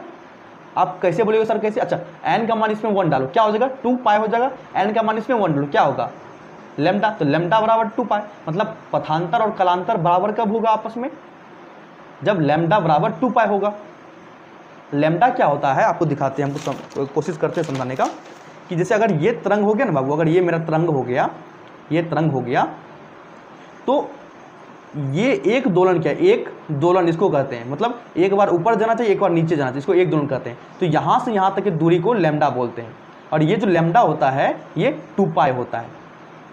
जो गणित वाला बच्चा को वो समझ गया होगा, ये क्योंकि यहाँ से यहाँ तक ये होता है पाई, और ये यहाँ से यहाँ तक दूरी पाई होता है, तो यहाँ से भी दूरी क्या होगा, पाई, तो पाई प्लस पाई 2 पाई। ठीक है, तो ये दूरी क्या होता है, लैम्डा होता है, और हम उसको 2 पाई के बराबर लिखते हैं। ठीक है, तो यहाँ से हम समझ गए लैम्डा बराबर क्या होता है, 2 पाई। इसका यूज होगा सवाल में, हम सवाल करेंगे। ठीक है, आगे बढ़ते हैं। विनाशकारी व्यतिकरण के लिए शर्त क्या होता है, जब कलांतर मतलब दोनों तरंग आएगी, दोनों तरंग के बीच जो अंतर होगा, कला का अंतर मतलब क्या, कोण का जो अंतर होगा वो कितना होना चाहिए, 2n + 1 पाई। ठीक है, अब n बराबर 1 डाल क्या हो जाएगा, 3 पाई। ठीक है, पथांतर क्या होना चाहिए, मतलब दोनों तरंग के बीच का जो दूरी होना चाहिए, जो डिफरेंस होना चाहिए, वो कितना 2n + 1 λ/2 होना चाहिए। सही है, ठीक है, तभी जाके पथांतर क्या होगा, विनाशकारी व्यतिकरण को संतुष्ट करेगा। ठीक है, इस पे सवाल किस तरह से आता है हम करेंगे इस पे सवाल। फिलहाल इतना समझ लीजिए, अगर सवाल में विनाशकारी व्यतिकरण के लिए बारे में बोला गया है, इसका मतलब दोनों तरंग के बीच जो डिफरेंस होना चाहिए, जो दूरी का डिफरेंस अंतर होना चाहिए, वो कितना होना चाहिए 2n+1 λ/2 होता है, जहाँ n 0 1 2 3 4 5 कुछ भी हो सकता है। 0 नहीं मानो, चूंकि 0 ही होता ही नहीं, तो 1 2 3 4 5 6 मान सकते हो। ठीक है, पथांतर इतना होना चाहिए जिसको x से सूचित करते हैं। कलांतर मतलब दोनों तरंग के बीच जो कोण होता है, दोनों तरंग के बीच जब दोनों तरंग, विनाशकारी व्यतिकरण क्या होता है, दोनों तरंग एक दूसरे से उल्टा मिलता है तब ना विनाशकारी व्यतिकरण होता है। अगर और रचनात्मक व्यतिकरण कब होता है, जब दोनों तरंग एक जैसा मिलता है तब क्या होता है, रचनात्मक व्यतिकरण। तो विनाशकारी व्यतिकरण के लिए कलांतर मतलब दोनों तरंग के बीच जो कला का अंतर होना चाहिए, मतलब कोण का अंतर होना चाहिए, वो कितना होना चाहिए 2n+1 पाई के बराबर। ठीक है, उसी तरह रचनात्मक व्यतिकरण कितना होना चाहिए कलांतर n 2n पाई, जिसको कलांतर कहीं कहीं डेल फाई, इसको फाई करते हैं, इस तरह ओ खींच दो बीच से चीर दो, फाई बोलते हैं, या इसको डेल्टा भी बोलते हैं कहीं कहीं। पथांतर डेल x बराबर n लैम्डा के बराबर होना चाहिए। n क्या 1 2 3 4 5 कुछ भी मान सकते हो तो। ठीक है, आगे बात करें हम फिर। ठीक है, चलिए अब हम पढ़ते हैं YDSC young double slit experiment, young का द्विलिष्ट प्रयोग। ठीक है, इसको हम समझते हैं। चलिए ठीक है, सबसे पहले हम क्या करते हैं, कुछ इस तरह से इसका सेटअप होता है, सेटअप तैयार कर लेते हैं। ठीक, ये मान लेते हैं मेरा टॉर्च है। ठीक है, यहाँ पे क्या है, एक पर्दा है जिसमें 2 जगह छेद है, और ये क्या, ये पीछे में एक पर्दा है, ये क्या पर्दा, स्क्रीन, और ये क्या टॉर्च, टॉर्च से रोशनी निकल रहा है इस तरह से।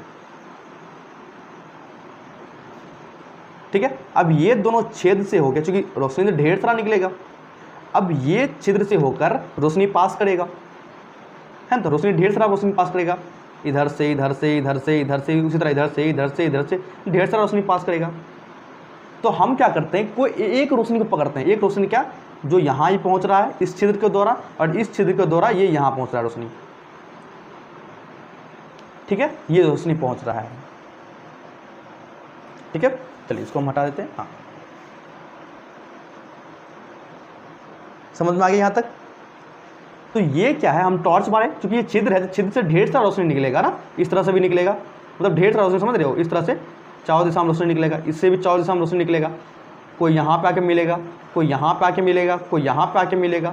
तो हम क्या कि एक ले लिए, एक मान लेते हैं कि इधर से भी एक रोशनी निकला, इधर से भी एक रोशनी निकला, दोनों यहाँ पे मिला। ठीक है, और दोनों ये पर्दा और ये पर्दा के बीच की दूरी को हम d से सूचित करते हैं, बड़का वाला d से, कैपिटल D से, और ये दोनों छेद के बीच की दूरी को हम छोटा वाला d से सूचित करते हैं। ठीक है, यहां तक कोई दिक्कत। अब क्या होता है ना, अब असली खेल ये समझिए। तो जब हम इस तरह से 2 किरण यहाँ आके मिलता है, ठीक है, तो यहाँ पे क्या हो जाता है, फ्रिंज का निर्माण होता है। मतलब क्या, कहीं पे ज़्यादा रोशनी होता है, कहीं पे कम रोशनी हो जाता है, इस तरह से। तो ये जैसे छेद के जो बीच वाला होता है ना, बीच वाला हिस्सा, यहाँ पे ज़्यादा रोशनी होता है, मतलब ज़्यादा रोशनी मतलब क्या, यहाँ पे उजाला होता है, इसको हम बोलते हैं, यहाँ पे ब्राइट हो जाता है। ठीक है, फिर यहाँ पे डार्क हो जाता है, फिर यहाँ पे ऊपर ब्राइट हो जाता है। ये ब्राइट देखो, जहाँ पे जैसे ये पर्दा पे कुछ, अब पर्दा पे इस तरह से तस्वीर बनेगा, इस तरह से देखो, अगर इसको बीच मान ले, सेंटर मान ले, इस तरह से यहाँ पे ज़्यादा रोशनी होगा, इस तरह से समझा देते हम इसको। ठीक है, तो जहाँ जहाँ उभरा हुआ है ना, जहाँ जहाँ उभरा हुआ है वहाँ पे चमकीला, मतलब वहाँ पे रोशनी होगा, और जहाँ जहाँ ये धंसा हुआ भाग है ना, ये धंसा हुआ भाग यहाँ पे डार्क होगा, मतलब अंधेरा होगा, वहाँ पे क्या होगा, अंधेरा होगा।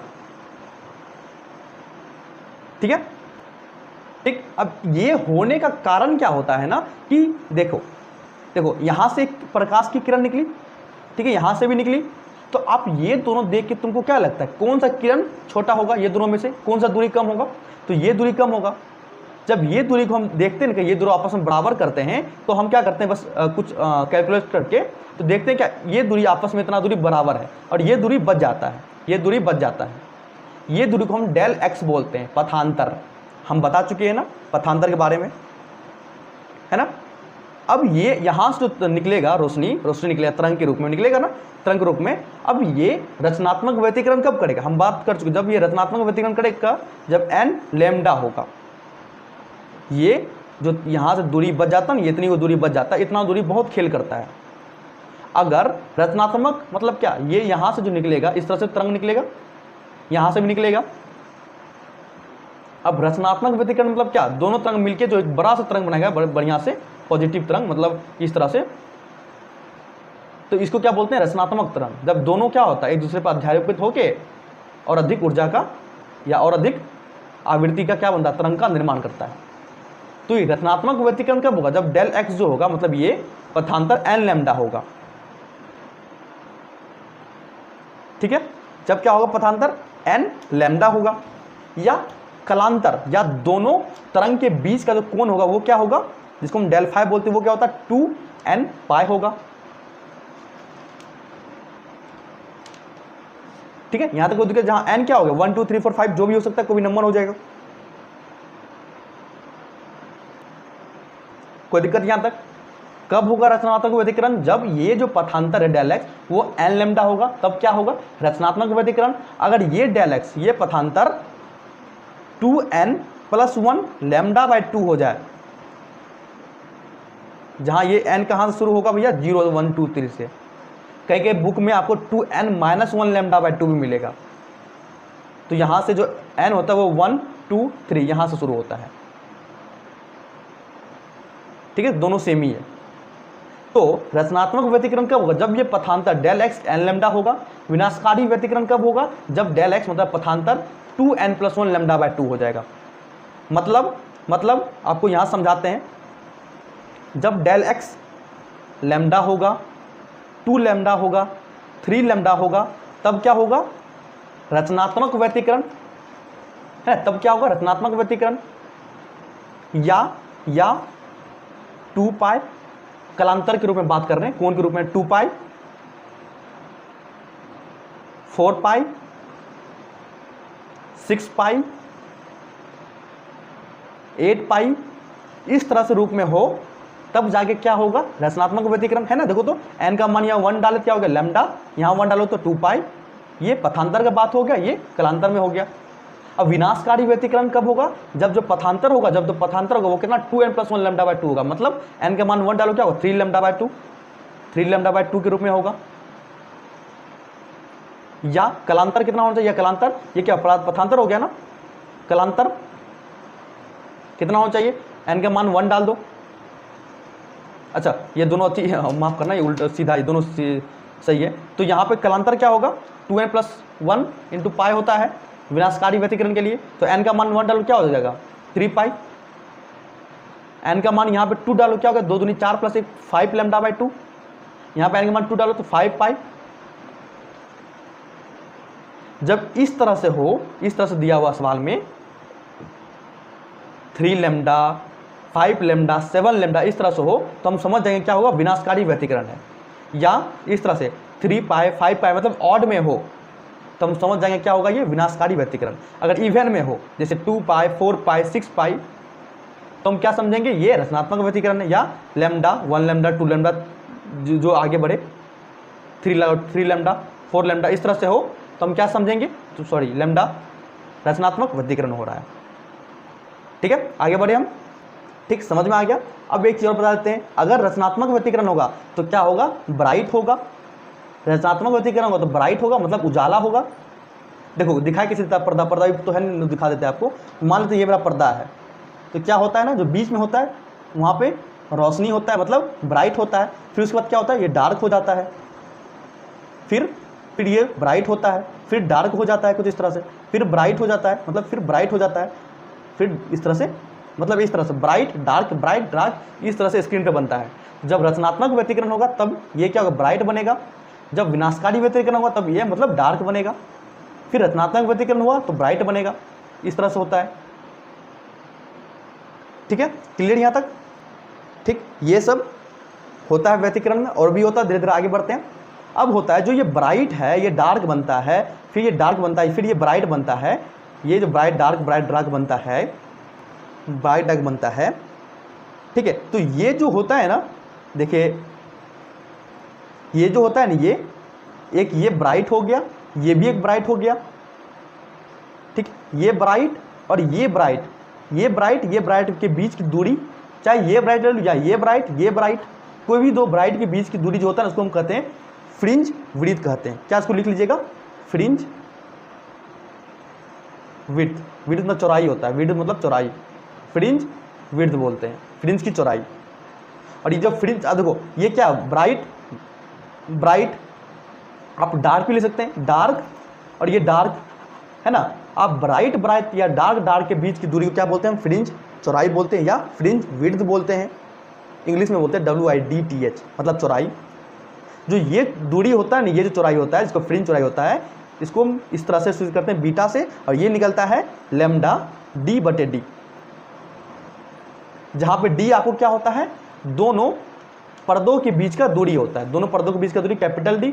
स्मॉल d क्या होता है, दोनों छिद्र के बीच का दूरी होता है, क्या होता है, स्मॉल d। ये याद रखिएगा, आपको ऑब्जेक्टिव में पूछ सकता है क्या, कि दो फ्रिंज के बीच की दूरी क्या होता है, लैम्डा D/D, या दो वाइट फ्रिंज के बीच की दूरी, ऐसे क्या बोलते हैं, फ्रिंज की चौड़ाई बोलते हैं ना, फ्रिंज की चौड़ाई बोलते हैं। तो बोलेगा दो ब्राइट या दो डार्क के बीच की दूरी क्या बोलते हैं, फ्रिंज चौड़ाई बोलते हैं, फ्रिंज विड्थ बोलते हैं। फ्रिंज विड्थ कैसे निकालते हैं, लैम्डा D/D, ये दिया रहेगा सवाल में आपको। तो D/D, D क्या हो गया, दोनों पर्दे के बीच की दूरी, और छोटा d क्या हो गया, दोनों स्लिट के बीच की दूरी, मतलब दोनों छेद के बीच की दूरी, छोटा d।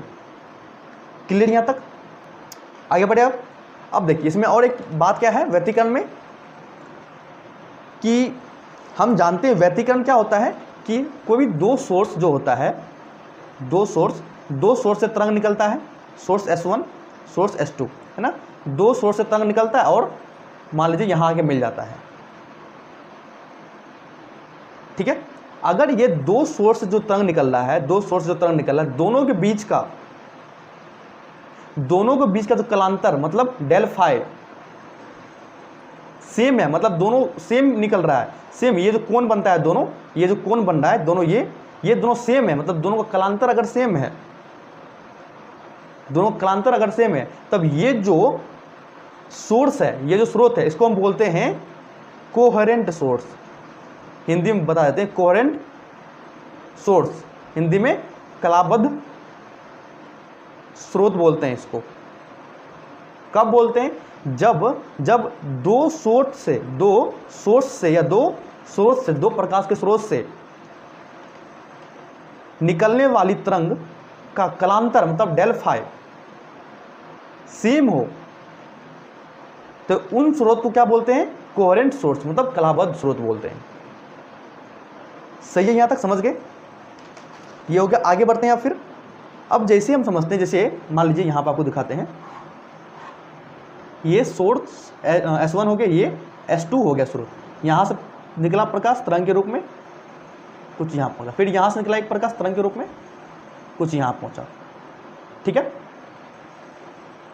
अब यहां पे जो तरंग आया मिला, ठीक है, तो मान लेते हैं यहां से, यहां पे हम ये पॉइंट P मान लेते हैं, पॉइंट P पे यहां से एक तरंग इस तरह से बन के जा रहा है, ये पॉइंट P से एक, ये दोनों तरंग के मिलने से एक नया तरंग बन गया जो इस तरह से तरंग जा रहा है,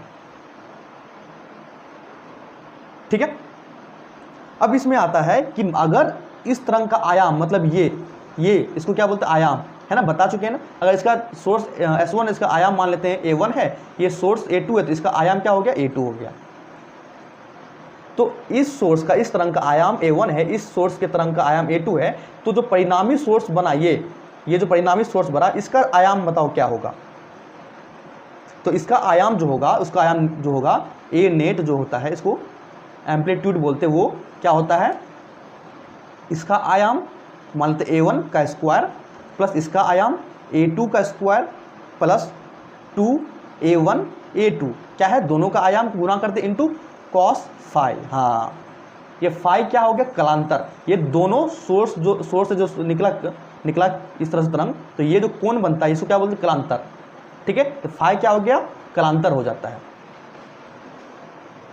ठीक है। फाई क्या हो गया, कलांतर हो गया। कोई दिक्कत यहां तक, चलिए आगे बढ़ते हैं, ठीक। यहां से हम क्या निकल गया, एम्पलीट्यूड, मतलब जो आयाम होता है, इस जो परिणाम, इस दोनों को मिलने से जो तरंग का निर्माण हुआ, उसका आयाम निकल गया, ठीक है। अब यहां पे दो केस बनता है, दो केस कब बनता है, कि आयाम मैक्सिमम कब होगा, मतलब ये जो आयाम है वो मैक्सिमम कब होगा, या मिनिमम कब होगा, नीचे वाला मिनिमम। तो मैक्सिमम कब होगा, मैक्सिमम कब होगा, हम जानते हैं कॉस थीटा मैक्सिमम कब होता है 0 डिग्री पे। अब मिनिमम कब होता है 90 डिग्री पे। कॉस 90, अच्छा कॉस 0 का मान 1 हो जाता है, कॉस 90 का मान 0 होता है। तो कॉस थीटा, जो कॉस थीटा वो मैक्सिमम कब होता है, मतलब कॉस थीटा का महत्तम मान कब होता है, जब कॉस 0 हो, मतलब 1। कॉस 90 मतलब कॉस न्यूनतम कब हो, जब कॉस थीटा का मान 0 है, मतलब कॉस 90। ठीक है, तो यहां से दो केस बन के निकलता है कि ये जो आयाम होगा, जो आयाम निकला, जो दोनों तरंग मिलने से जो आयाम बना, मैक्सिमम आयाम कब होगा, मतलब मैक्सिमम एम्पलीट्यूड कब होगा, मतलब ए मैक्स क्या होगा। आपको हम शायद दूसरा पे लेते हैं, ए मैक्स हमसे पूछ रहा क्या होगा, ए मैक्स। तो ए नेट कितना निकला अभी हमको, एक बार फिर से लिख लेते हैं, a1 square plus a2 square, दूसरे तरंग का एम्पलीट्यूड, प्लस 2 a1 a2, दोनों को हम क्या किए, गुना कर दिए, इंटू कॉस फाइव, मतलब दोनों तरंग जो मिलने के बाद जो कलांतर है वो क्या हो गया 5। अब यहाँ से दो केस बनता है कि ये एम्पलीट्यूड जो है आयाम मैक्सिमम कब होगा और मिनिमम कब होगा। ठीक है, अब मैक्सिमम कब होगा आयाम, जब ये कलांतर, जब ये कॉस थीटा या कॉस फाइव जो है, जो फाइव वो कितना हो 0 हो, क्योंकि हम जानते हैं कॉस 0 का मान क्या होता है 1 होता है। अच्छा माफ करना, ये कॉस 0 का मान क्या होता है 1 होता है, और 1 जो है कॉस का महत्तम मान है, और न्यूनतम मान क्या है 0, मतलब ये कॉस फाइव क्या 1 होना चाहिए। इसका मतलब फाइव जो है वो कितना होना चाहिए, 0 होना चाहिए। ठीक है, 5 0 होना चाहिए। उसी तरह मिनिमम कब हो जाएगा, जब कॉस फाइव का मान 0 हो, मतलब फाइव कितना होना चाहिए 90 डिग्री होना चाहिए। ठीक है, जब ये जो फाइव है मतलब कलांतर है दोनों तरंग के बीच का कलांतर, मतलब दोनों तरंग के बीच का कलांतर कितना 90 डिग्री हो, तब जाके क्या होगा, ये ए एम्पलीट्यूड जो होगा आयाम, जो परिणामी तरंग का आयाम वो क्या होगा मिनिमम होगा। मैक्सिमम कब होगा, जब 0 डिग्री होगा, कॉस 0 1। तो ए मैक्स यहाँ से निकल जाएगा, क्या होगा under root a1 square plus a2 square plus cos 0 क्या हो गया 1, क्या हो गया 2a1 a2। तो यहाँ से क्या निकल गया a1 प्लस a2 का होल स्क्वायर, ये रूट खत्म है ना, a square plus b square plus 2ab, तो a प्लस b का whole square, a plus b का होल स्क्वायर कर दिए, यहाँ से निकल गया। तो यहाँ से हमको जो एम्पलीट्यूड निकला a मैक्स वो क्या निकल गया a1 प्लस a2। ठीक है, सेम उसी तरह इसमें करेंगे, क्या हो जाएगा a नेट बराबर, बताओ क्या होगा, बताइए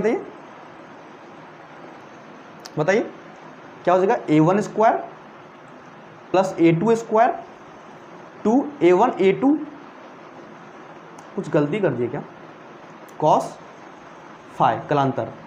देखो कॉस थीटा का मैक्सिमम मान 1 होता है और बीच में 0 होता है, नीचे -1 होता है। अच्छा यहाँ पर गलती कर दे, यहाँ -1 होगा और यहाँ पर थीटा 180 डिग्री होगा। देखो हम थोड़ा सा मिस्टेक कर गए, क्यों मिस्टेक कर गए, कॉस थीटा का मैक्सिमम मान कितना होता है 1, मिनिमम मान क्या होता है -1। कॉस थीटा जो है, मैथ वाले बच्चे जानते हो, कॉस थीटा का मैक्सिमम मान 1 होता है, मिनिमम मान -1 होता है। ठीक है, तो जो ये ए मिनिमम होगा कब, जब ये कॉस फाइव का मान 1 होगा, मतलब फाइव 180 डिग्री होगा।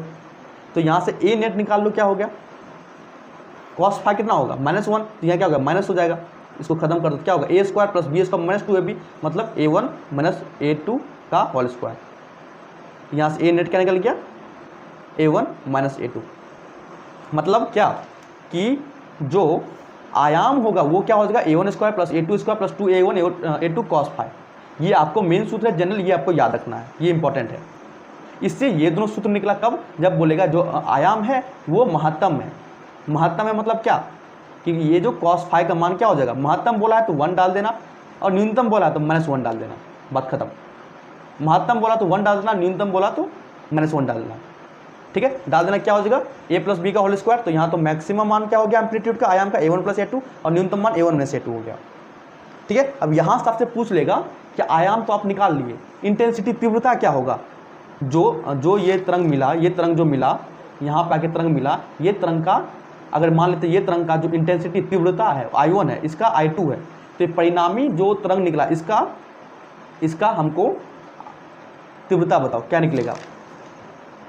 तो जो तीव्रता होता है वो होता है k a स्क्वायर होता है, जहाँ k क्या कोई भी कांस्टेंट है, कोई भी नियतांक होता है, कोई भी नियतांक होता है।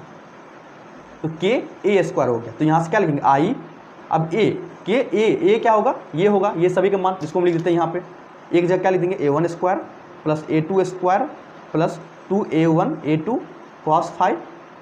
अब रूट के अंदर है, ठीक है, हम a है ना यहाँ पे k a स्क्वायर, तो एक जगह हम ये सब लिख दिए, ठीक है, आयाम का amplitude into a square whole square कर दिए। तो यहाँ से क्या निकला I बराबर k स्क्वायर से रूट खत्म, क्या बचेगा k a1 square plus a2 square plus 2a1 a2 cos 5, ठीक है। अब k को सबके साथ गुना करो, क्या हो जाएगा k a1 square plus k a2 square plus 2k a1 a2 cos 5। Clear यहाँ तक? कोई दिक्कत किसी को भी कोई दिक्कत बिल्कुल नहीं है, ठीक है। अब k a स्क्वायर को हम लिख सकते हैं I1, देखो k a स्क्वायर को हम I लिखते हैं, तो एक जगह हम वहाँ पर 1 लगा दिए तो क्या होगा I1 हो जाएगा, है ना। तो यहाँ पे एक जगह 1 लगा दिया क्या होगा I1 हो जाएगा, प्लस इसको क्या लिखेंगे I2, है ना। यहाँ पे एक जगह क्या 2 लगा दिए I2 हो जाएगा, तो k a2 है, दोनों सेम, प्लस 2k a1 और a2 है, a1 और a2 है, ठीक है। अब यहाँ पर गौर से देखना, 2 को हम रख दिए, ठीक है, k को हम रख दिए अपने जगह। अब इस k क्या कोई भी कांस्टेंट है ना, कोई भी क्या एक नियतांक है। तो अगर ये k नियतांक है तो हम लिख सकते हैं ना I जो होगा intensity directly proportional to a square होगा, समानुपाती होगा। तो a1 को हम लिख सकते हैं रूट अंडर I1, लिख सकते हैं। कोई दिक्कत यहाँ तक? कोई भी दिक्कत बिल्कुल नहीं, ठीक है। उसी तरह चूंकि हम जानते हैं I के समानुपाती होगा, उसी तरह a2 को लिख सकते हैं I2, इसको k को हटा दो, यहाँ पे क्या हो जाएगा cos 5। k क्या है, कोई नियतांक कांस्टेंट है, तो यहाँ से क्या निकला I in directly proportional to a हो जाएगा एम्पलीट्यूड का स्क्वायर, तो यहाँ से ये निकल गया,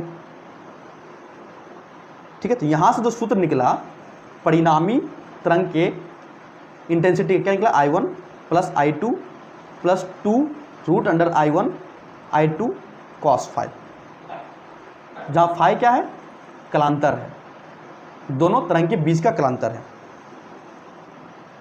ठीक है। अब यहाँ से भी दो केस निकलता है कि I मैक्सिमम कब होगा और I मिनिमम कब होगा। सीधा बात है, मैक्सिमम पूछा है तो इसके जगह पे 1 डाल दो, मिनिमम पूछेगा तो इसके जगह -1 डाल दो। तो 1 डाल दो तो क्या हो जाएगा, ये 1 हो गया, 1 हो गया ये।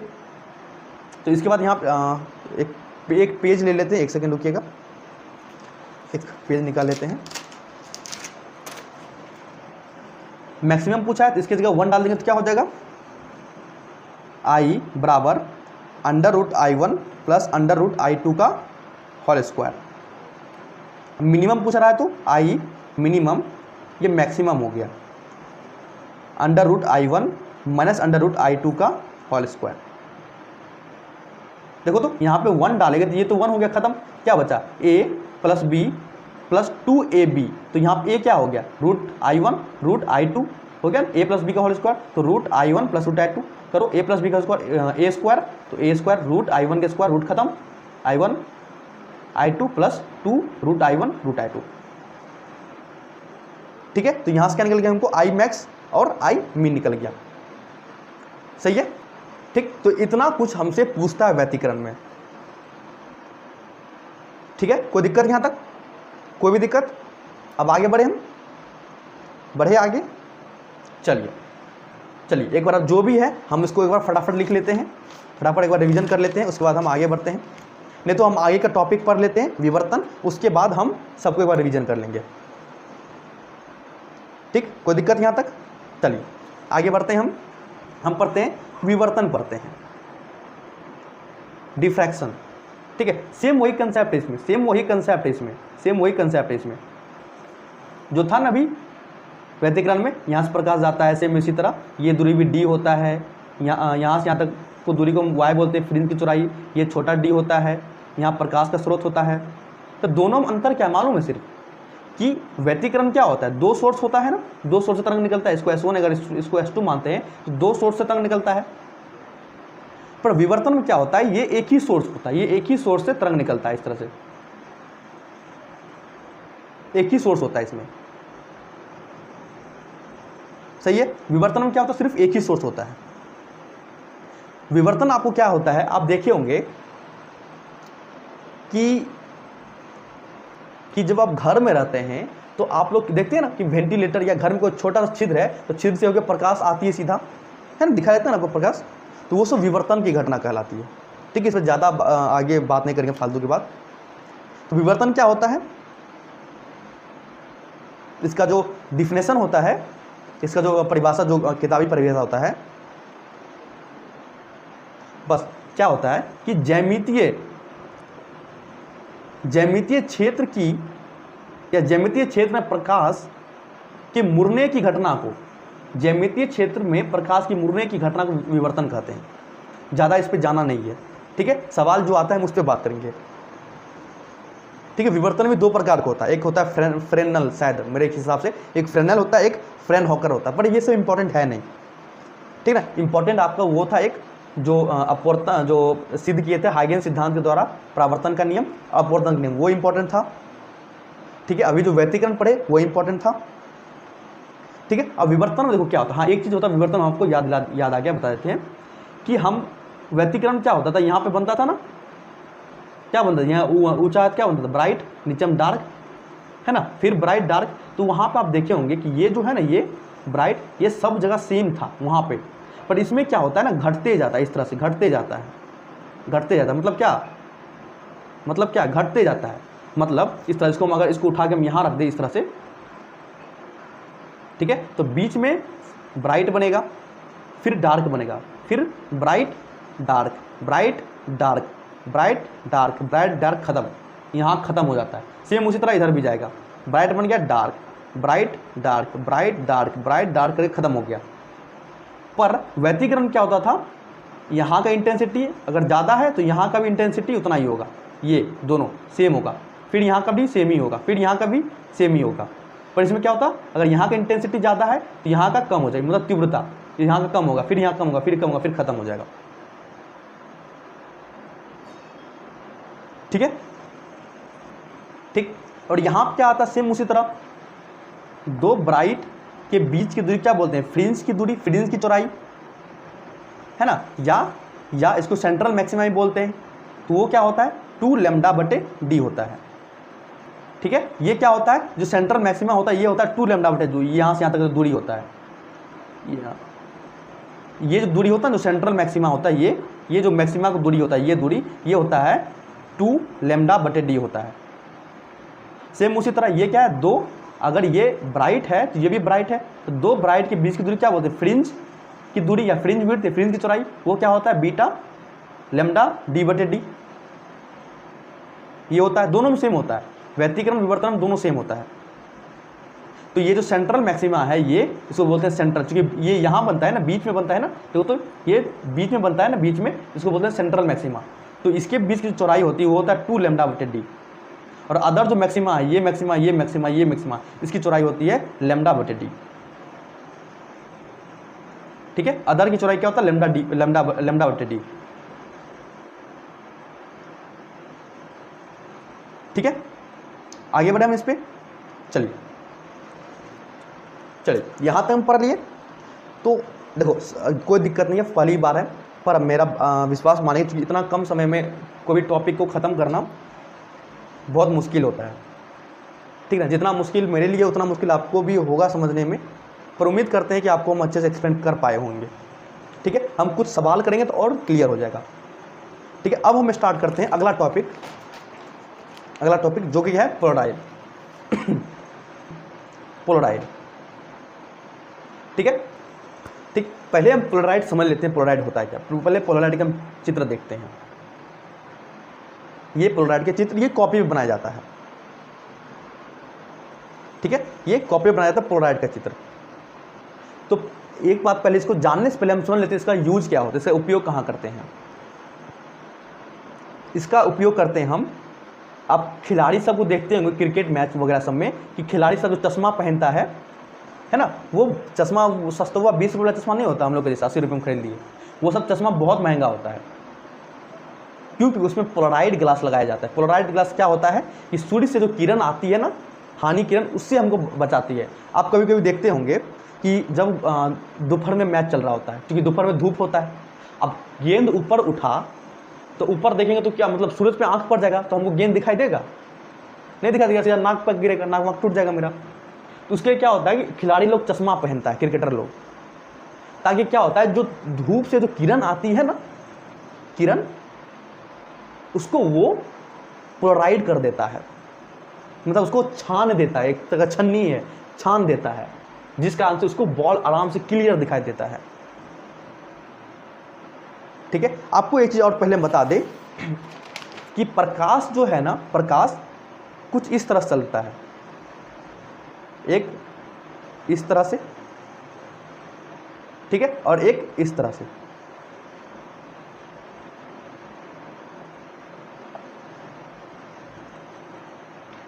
मतलब आपको हम समझाने की कोशिश करते हैं, कोई एक पेन ले लेते हैं हम, देखिए एक इस डायरेक्शन में, एक आपके डायरेक्शन में चल रहा है, कुछ छोटा चीज ले लेते हैं, हाँ समझिए, देखिए एक इस डायरेक्शन में प्रकाश चल रहा है, समझ लीजिए, एक इस डायरेक्शन में प्रकाश चल रहा है, ऐसे कैसे करके, ऐसे करके प्रकाश चल रहा है। अभी तो हम क्या देखें, इस तरह से प्रकाश चलता है, ठीक है, पर होता क्या है कि अगर आप इधर से प्रकाश इधर से इस तरह से चल रहा होता है, तो इधर से प्रकाश इस तरह से चलता है, इस तरह से, समझिए, इस तरह से एक प्रकाश, एक तरंग इधर हो गया, एक तरंग इधर हो गया, ये एक तरंग हो गया, एक तरंग इधर हो गया, ठीक है, ये ऊपर से उठा फिर नीचे गया, ये भी यहाँ से उठा फिर नीचे गया, फिर ये ऊपर उठा ये नीचे गया, फिर ये यहाँ से उठा यहाँ नीचे गया, फिर ये ऊपर से उठा यहाँ नीचे गया, ये यहाँ से गया, फिर ये नीचे गया, कुछ इस तरह से तरंग चलता है। मतलब एक दूसरे पर क्या होता है 90 डिग्री। आपको दिखा कैसे दिखा, कोई कुछ होगा तुम दिखाते हैं, एक मिनट हम दिखाते हैं आपको। समझिए, ये अगर मान लेते तरंग ऊपर की ओर है, ये तरंग नीचे की ओर, दोनों क्या होता है एक दूसरे पे लंब होता है। तो ये जैसे ऊपर की ओर आया फिर नीचे गया तरंग, फिर से उस तरह ये ऊपर की ओर आया, नीचे तरफ, ये ऊपर आया, ये ऊपर आया फिर नीचे गया, ये भी यहाँ से नीचे आया, मतलब एक दूसरे से 90 डिग्री चलता है। समझ रहे, मतलब एक दूसरे पर क्या होता है लंबवत। ये अगर इस तरह से चल रहा है तो ये इस तरह से चल रहा है, ठीक है। तो पोलराइड क्या करता है, पोलराइड ग्लास दिखाते हैं आपको। पोलराइड ग्लास समझिए, जो ये तीर है ना, ये मान लीजिए ये ऊपर वाला है इस तरह से, और ये बिंदु है ना मान लीजिए ये अंदर वाला नीचे वाला है जो सूतल वाला है। तो पोलराइड क्या करता है, पोलराइड ये अध्रुवित प्रकाश, मतलब अनपोलराइज्ड लाइट, ये कहता है अध्रुवित प्रकाश, मतलब इसमें दोनों है, ऊपर वाला भी नीचे वाला भी, ठीक है। तो अध्रुवित प्रकाश है, तो हम क्या करते हैं, अध्रुवित प्रकाश आ रहा है सूरज से, हम क्या किए पोलराइड ग्लास लगा दिए। पोलराइड ग्लास क्या करेगा, ये जो लंबा वाला है ये पास करने दे देगा, जो लंबा वाला है, ये वाला लंबा वाला है ना, ये लंबा वाला पास कर निकल जाए है ना, तो तीर वाला पास करते निकल गया, पर ये जो बिंदु है, मतलब सुतल वाला टेढ़ा वाला, वो निकलने नहीं दिया। मतलब क्या, अगर ये जाली हो गया, मान लो अगर ये जाली हो गया है ना, कैसे दिखाए, हाथ टूट जाएगा मेरा, मतलब अगर मान लो ये जाली है, तो इसके सामने जो तरंग आया ये इस तरह से, एक इस तरह से आएगा, एक इसके लंबवत आएगा, तो इसके ये वाला तरंग को निकलने दे दिया, पर ये वाला तरंग क्या फंस गया, इस पे आके टकरा गया, मतलब ये पास नहीं हो पाया। तो ये क्या, अध्रुवित प्रकाश, पोलराइड लाइट लगाई, ये क्या बन गया, ध्रुवित प्रकाश, ठीक है। मतलब ये वाला लाइट निकल गया, लंबा वाला जो लाइट है निकल गया, इसको क्या करते हैं, ध्रुवित प्रकाश कहते हैं, ठीक है। ये हो गया अपनी भाषा में। अब देखिए लिखना क्या, पोलराइड क्या है, एक उपकरण है जो अध्रुवित प्रकाश को ध्रुवित प्रकाश में बदलता है, सही बात है। इसमें अणुओं की एक लंबी श्रृंखला होती है, ढेर सारी अणु होती है, सही बात है, जिनके अनुदिश विद्युत सदिश अवशोषित हो जाता है, ठीक है। वही मतलब होता है कि जो ये जो नीचे वाला होता है सुतल वाला, वो क्या होता है, वो पास नहीं कर पाता है, जो लंका वाला है वो निकल जाता है, ठीक है। वही अवशोषित हो जाता है जो सुता वाला होता है, जो विद्युत वाला होता है, ठीक है, उसका नाम होता है, बस उतना अभी समझना नहीं है। तथा जिसके लंबवत विद्युत सदिश निकल जाता है, ठीक है ना, इसके लंबवत जो लंबा वाला है वो निकल जाता है, ठीक है। इस लंबवत दिशा को पोलराइड की पारित अक्ष कहते हैं। ये जो लंबा लाइन खींचा होता है इसको बोलते हैं पोलराइड की पारित अक्ष बोलते हैं। इससे होकर क्या होता है, जो लंबा वाला होता है ये निकल जाता है प्रकाश, पर ये जो सुता वाला होता है ना वो नहीं निकल पाता है, ठीक है। तो क्या करता है फ्लोराइड, अध्रुवित प्रकाश को ध्रुवित प्रकाश में कन्वर्ट करता है। ठीक है, अब इसका उपयोग समझ लेते हैं। इसका उपयोग धूप के चश्मे, खिड़की की शीशे, अमीर घर में समय लगा होता है आदि में प्रकाश तीव्रता को नियंत्रण करने में किया जाता है। ठीक है, हम आगे और बात करते हैं। इसका उपयोग फोटोग्राफिक कैमरे तथा फोटोग्राफिक 3D चलचित्र में, सिनेमा में देखते हो 3D में जो सिनेमा चलता है उसमें किया जाता है। उसमें भी जो चश्मा लगाया जाता है ना, चश्मा, वो क्या होता है, पोलराइज्ड लाइट होता है। उसमें क्या होता है, और ध्रुवित प्रकाश आता है, उसको क्या करता है, वो ध्रुवित प्रकाश में बदल देता है। ठीक है, कैमरा में किया जाता है। ठीक है, ये फ्लोराइड हो गया, समझ गए। चलिए आगे बढ़ते हैं। ठीक है, अब हम क्या करते हैं, प्रकाश को थोड़ा सा तिरछा को, प्रकाश को हम क्या करते हैं, तिरछा ले जाते हैं, है ना। जैसे अभी पीछे में क्या था, पीछे में अगर पोलराइज था, दिखाते हैं कुछ इस तरह से, अगर पोलराइड था तो हम प्रकाश को कैसे, एक इस तरह से, एक लंबवत सूता हुआ था, कुछ इस तरह से ले जाते थे। तो जो लंबा वाला था, लंबा वाला ये तो निकल गया, पर ये जो सूता हुआ था इस तरह से, वो नहीं निकल पाया, है ना। तो उसी तरह हम क्या करते हैं, प्रकाश को तिरछा ले जाते हैं। ठीक है, अब पोलराइज का यूज क्यों करते हैं बाबू, पोलराइज का यूज करते हैं कि जो प्रकाश की तीव्रता है उसको कम करने में, है ना, उसका यूज किया जाता है पोलराइड लाइट का। ठीक है, अब हम क्या करते हैं, एक पोलराइड लेते हैं, हम प्रकाश को किसी कोण पे आपतित करवाते हैं, कितना, थीटा कोण पे। ठीक है, थीटा कोण पे हम प्रकाश को आपतित कराते हैं। तो जो ये पोलराइज्ड लाइट, मतलब अध्रुवित प्रकाश आया, इस पे पोलराइड पे आया, तो जो ध्रुवित होकर निकला, तो निर्गत प्रकाश की जो तीव्रता होगी वो क्या हो जाएगा, I0 cos स्क्वायर थीटा। जहां I क्या हो गया, ये जो पहले था, ये जो है ना अध्रुवित प्रकाश की तीव्रता, जो आया प्रकाश, अध्रुवित प्रकाश आया ना, उसका तीव्रता, जो नया प्रकाश निकला, जो नया प्रकाश बन के निकला, वो क्या हो जाएगा, I बराबर I0 cos स्क्वायर थीटा, जहां थीटा कोण हो गया। ये जो फ्लोराइड और ये जो अध्रुवित प्रकाश है उसके बीच का कोण हो गया थीटा। ठीक है, तो इसको, इसी को हम क्या बोलते हैं, मेलस का नियम भी बोलते हैं। इसको क्या बोलते हैं, मेलस का नियम। मेलस का नियम क्या होता है कि जब ध्रुवित प्रकाश, क्या, जब अध्रुवित प्रकाश एक फ्लोराइड पर थीटा कोण पर आपतित होती है, तो प्रकाश क्या होता है, आंशिक रूप से, थोड़ा मोड़ा, ज़्यादा नहीं कि सब निकल गया, थोड़ा मोड़ा क्या होता है, निर्गत निकल जाता है। तो ये जो निर्गत प्रकाश जो प्रकाश निकलता है उसका जो तीव्रता होता है वो क्या होता है, I बराबर I0 cos स्क्वायर थीटा, जहाँ I0 क्या हो गया, इंसिडेंट रे, मतलब जो आपतित किरण है, जो ध्रुवित किरण है उसकी तीव्रता। इसको क्या बोलते हैं, मेलस का नियम बोलते हैं। ठीक है, इसको हम बोलते हैं मेलस का नियम। ये सब पूछा जाता है आपके बोर्ड में, कभी कभी, हमेशा नहीं। ठीक है, आगे बढ़ते हैं। ब्रूस्टर का नियम क्या बोलता है, सब आसान है, कोई ज़्यादा भारी बात है। ब्रूस्टर का नियम क्या बोलता है, सेम उसी तरह। ठीक है, ये क्या है, एक अपवर्तक सतह है। ठीक है, अपवर्तक सतह, इधर मान लो दूसरा माध्यम है, दूसरा माध्यम है। ठीक है, तो क्या होता है कि ये क्या, अध्रुवित प्रकाश आ रहा है, अध्रुवित प्रकाश आ रहा है। ठीक है, अध्रुवित प्रकाश आ रहा है, तो होता है क्या है कि अध्रुवित प्रकाश किसी परावर्तक सतह पे, ये जो सतह है, ठीक है, किसी परावर्तक सतह या किसी सतह पे इस तरह से आपतित होता है, इस तरह से आपतित होता है, मतलब क्या, किसी खास कोण पे, किसी खास कोण पे आपतित होता है, तो वो पूर्णतः क्या होता है, वो प्रकाश ध्रुवित हो जाता है। वो पूर्णतः प्रकाश क्या होता है, ध्रुवित। देखो तो है ना, ये बिंदु बिंदु वाला सब हट गया ना, सीधा सीधा वाला बचा। मतलब प्रकाश क्या, अध्रुवित प्रकाश आ रहा है, ये सतह से टकरा है, क्या हो गया, पूर्णतः ध्रुवित हो गया, ये प्रकाश का पूर्णतः ध्रुवित हो गया। मतलब क्या होता है कि जब अध्रुवित प्रकाश, ये क्या, अध्रुवित प्रकाश किसी माध्यम, ये दोनों अलग माध्यम, किसी माध्यम के सतह पर, ये क्या, किसी माध्यम की सतह पर किसी खास कोण से आपतित होता है, तो परावर्तित जो होगा, जो परावर्तित होता है, आपतित हुआ किसी खास कोण पे, जो आपतित हुआ, और जो परावर्तित हुआ, जो परावर्तित किरण है, जो परावर्तित किरण हुआ, वो क्या होता है, पूर्णतः ध्रुवित हो जाता है। ये क्या होता है, पूर्णतः ध्रुवित हो जाता है। तो ये जो खास कोण पे आपतित होता है, इसी कोण को बोलते हैं ब्रूस्टर का कोण, या ब्रूस्टर कोण बोलते हैं। ठीक है, तो इस स्थिति में, इस कंडीशन में क्या होता है, जो परावर्तित किरण होता है और जो अपवर्तित किरण होता है, कुछ किरण इधर गया, कुछ किरण इस माध्यम में आ गया। ठीक है, कुछ किरण इधर गया, कुछ किरण इधर आ गया। तो ये जो अपवर्तित किरण हो गया और ये जो परावर्तित किरण हो गया, देखो तो अच्छे से करते हैं, ये जो परावर्तित किरण और ये अपवर्तित किरण है, तो ये दोनों क्या होता है, एक दूसरे पर लंब होता है, मतलब दोनों के बीच कितना होता है, 90 डिग्री का कोण बनता है। ठीक, तो इस नियम के अनुसार, जो ये जो नियम है, ये जो नियम होता है, तो इस नियम के अनुसार जो माध्यम है, मान लीजिए ये कोई माध्यम है, ये माध्यम का जो अपवर्तनांक होता है वो कहता है tan IB, जहां IB क्या हो गया, ब्रूस्टर कोण होता है। फिर से एक बार रिवीजन कर लेते हैं कि जब अध्रुवित प्रकाश किसी माध्यम, कोई माध्यम किसी माध्यम के सतह पे आपतित होता है या किसी खास कोण पर आपतित होता है, ठीक है, तो परावर्तित किरण, जो परावर्तित किरण होगा वो पूर्णतः क्या होता है, ध्रुवित हो जाता है, पूर्णतः क्या होता है, ध्रुवित प्रकाश बन जाता है। ठीक है, तो ये इस कोण को, जो खास कोण को क्या बोलते हैं, ब्रूस्टर कोण कहते हैं। ठीक है, जो इस स्थिति में क्या होता है कि ध्रुवित प्रकाश जो या परावर्तित किरण है, या परावर्तित प्रकाश या परावर्तित किरण और अपवर्तित किरण क्या होता है, आपस में लंब होता है, एक दूसरे से परपेंडिकुलर होता है, एक दूसरे पर 90 डिग्री कोण बनाता है। तो इस नियम के अनुसार, कुछ नियम के अनुसार, इस नियम के अनुसार जो IB जो होता है, जो कोण पर आपतित होता है, इस नियम के अनुसार जो माध्यम हो गया, जो माध्यम है, उस माध्यम का अपूर्णांक क्या होता है, tan IB, जहाँ IB क्या हो गया, ब्रूस्टर कोण होता है। तो इसे क्या बोलते हैं, इसे हम बोलते हैं ब्रूस्टर का नियम कहते हैं, ब्रूस्टर का नियम कहते हैं, जहाँ IB क्या है, ब्रूस्टर कोण हो गया। ठीक है, IB क्या हो गया, ब्रूस्टर कोण हो गया। अब यहाँ पे हमसे पूछा जाता है कि जो अपवर्तन कोण है R, इसका मान ज्ञात करें। तो हम जानते हैं कि अगर ये एक स्ट्रेट लाइन मान ले तो ये कितना 180 डिग्री को हम दिखाते हैं आपको, आप पढ़े होंगे। अगर ये कोई एक सीधा लाइन हो गया तो ये कितना कोण बनाता है, 180 डिग्री कोण बनाता है, 180 डिग्री कोण बनाता है।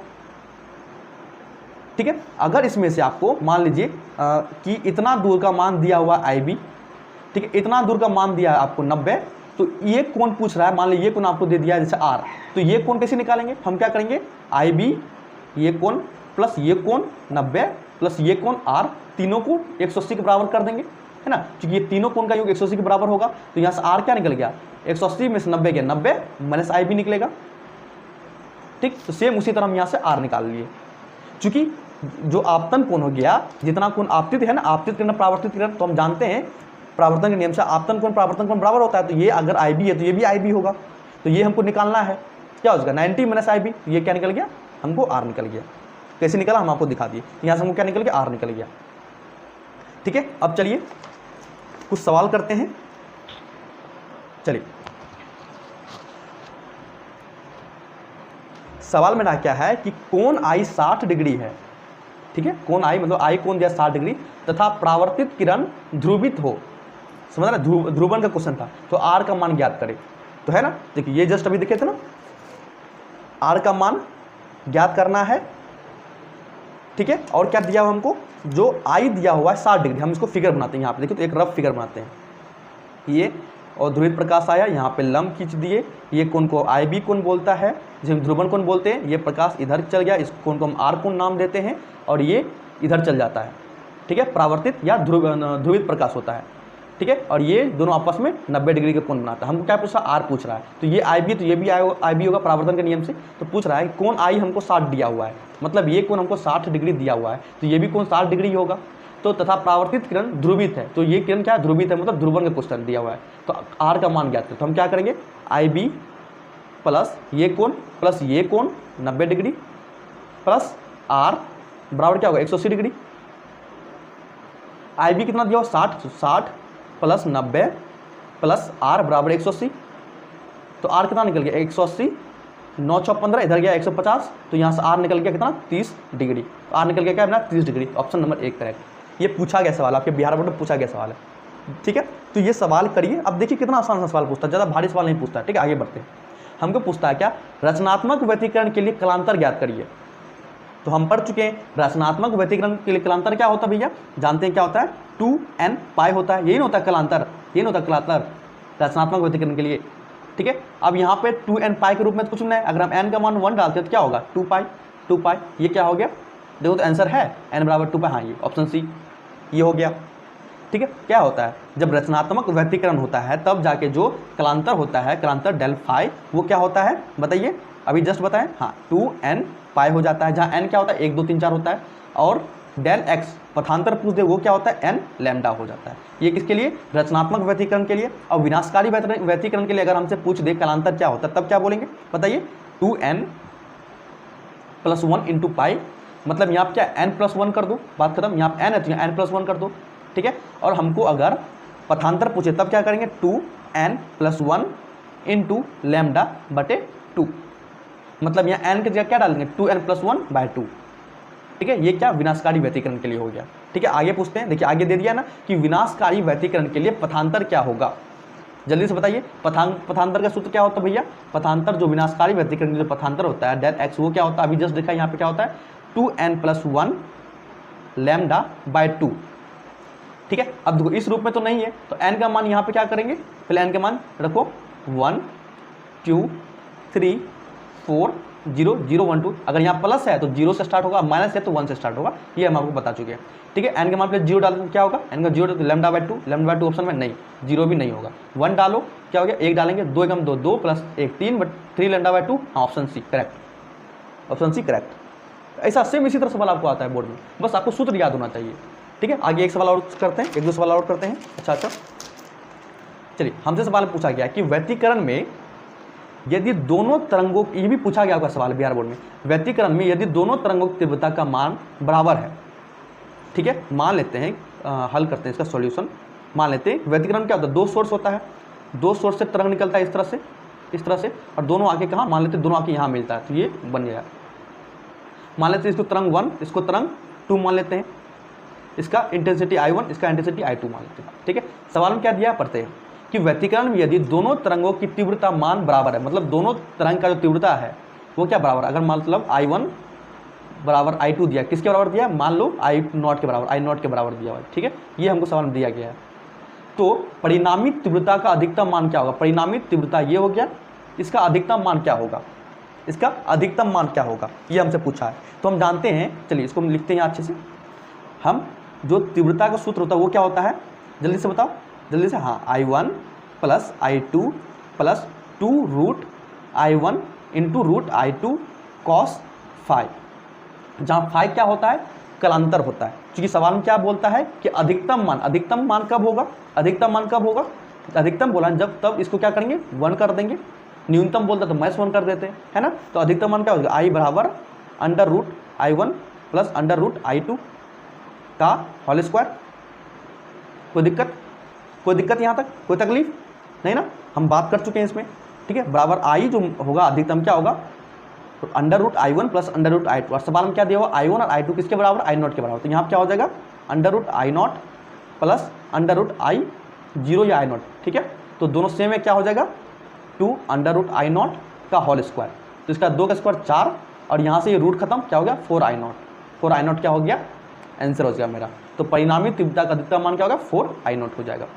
ठीक है, आसान सवाल पूछा जाता है आपके बिहार बोर्ड में, थोड़ा एक भी सवाल मतलब उस लेवल के सवाल नहीं पूछा जाता, हार्ड सवाल।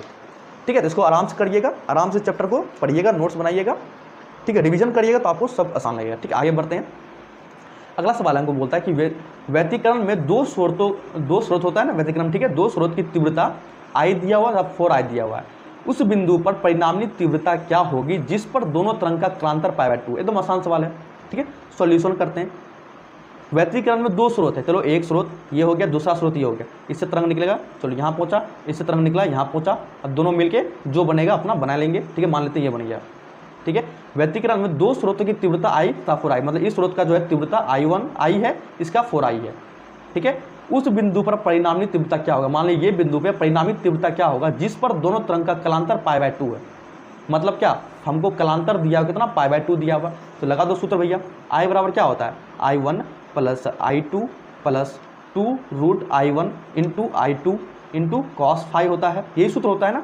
तो I1 कितना दिया हुआ I प्लस I2 कितना दिया हुआ 4I प्लस 2 रूट I1 कितना दिया हुआ I इंटू कितना किया I2 कितना दिया 4I under root 4I cos कितना दिया 5π/2, मतलब 180/2 90, कॉस 90 0, मतलब ये पूरा सन्नाटा खत्म। क्या बचा, ये 4I प्लस I क्या हो जाएगा 5I। तो जो तीव्रता होगा वो क्या हो जाएगा 5I, करेक्ट। ठीक है, एक सवाल है जो आपको हम अपनी तरफ से होमवर्क के लिए दे रहे हैं, ये आपको होमवर्क के लिए दे रहे हैं। अच्छा सवाल है, ये बिहार बोर्ड में पूछा गया, ये आप लोगों के लिए होमवर्क है। ठीक है, ये अगले क्लास में हम डिस्कशन कर लेंगे। ठीक, तो यहाँ पे एक बार जो भी पढ़े हैं उसको हम एक बार रिवीजन कर लेते हैं फटाफट। जो भी इंपॉर्टेंट फार्मूलाज है वो सभी फार्मूला को हम रिवीजन कर लेते हैं। ठीक है, तैयार है, चलिए आगे बढ़ते हैं हम फिर। चलिए, तो सबसे पहले हम क्या पढ़े, तरंगाग्र के बारे में। ठीक है, तरंगाग्र के बारे में पढ़ लिए। उसके बाद हम क्या पढ़े, प्रकाश का परावर्तन और अपवर्तन जो है हाइगेंस के सिद्धांत के अनुसार वो भी सिद्ध कर लिए। ठीक है, ये दोनों हो गया। तीसरा हम क्या पढ़े, व्यतिकरण। ठीक है, अब दो तरंग अगर एक दूसरे पे व्यतिकरण होता है तो आयाम क्या होता है, आयाम का जो सूत्र होता है, एम्पलीट्यूड क्या होता है, under root A1 square plus A2 square plus 2A1 A2 cos phi, जहाँ फाई क्या होता है, कलांतर दोनों तरंग के बीच का कोण होता है।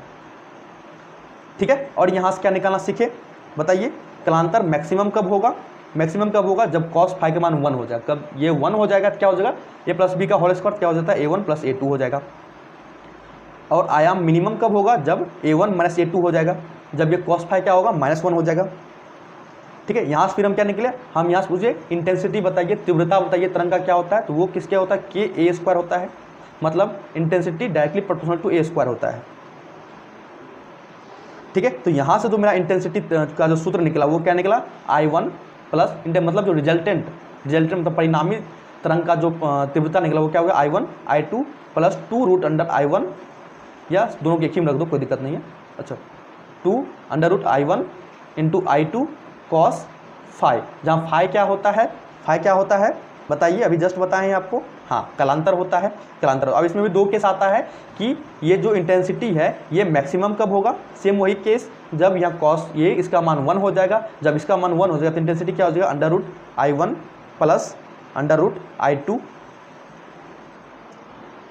ठीक है, कोई तकलीफ यहाँ तक, ठीक, स्क्वायर हो जाता है। अब I मिनिमम कब होता है, जब इसका मान -1 हो जाता है तो क्या होता है यहाँ पे, √I1 माइनस √I2 का होल स्क्वायर।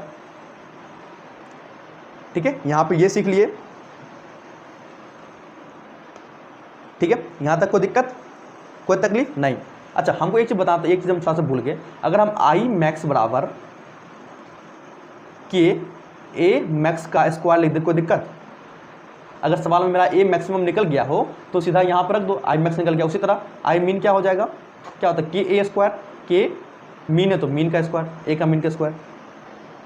ठीक है, यहाँ तक ये पढ़ लिया। और क्या पढ़े हम, हाँ और क्या पढ़े, हाँ व्यतिकरण के बारे में पढ़े, क्या कि संपोषी मतलब रचनात्मक व्यतिकरण कब होगा, जब जो पथांतर होगा वो क्या होगा, एन लैम्डा होगा, एन लैम्डा होगा, जहाँ एन क्या हो जाएगा भैया 0 1 2 3 कुछ होगा, आगे जो भी 4 5 6 7।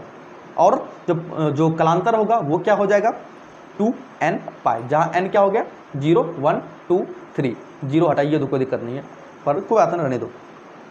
ये कब हो जाएगा, जब रचनात्मक व्यतिकरण होगा, जब विनाशकारी व्यतिकरण होगा तब जाकर पथांतर क्या हो जाएगा 2n प्लस 1 लैम्डा बाई 2। वही जहाँ n क्या हो जाए, n प्लस में है तो यहाँ 0 1 2 3, कई किताब में माइनस में होता है तो माइनस में ये 1 से स्टार्ट होता है। ठीक है, उसके बाद अगर हमको कलांतर पूछ दे तब क्या हो जाएगा 2n प्लस 1 पाई, मतलब यहाँ पे n है तो 2n प्लस 1 कर दो पाई, जहाँ n क्या हो गया वही 0 से 1 2 3। ये क्या हो गया विनाशकारी व्यतिकरण के लिए।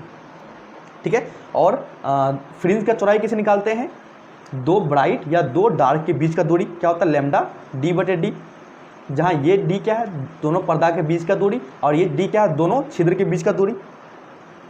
ठीक है, आगे बढ़ते हैं, एक दो चीज़ और पढ़े हम, उसको भी लिख लेते हैं। और क्या पढ़े थे,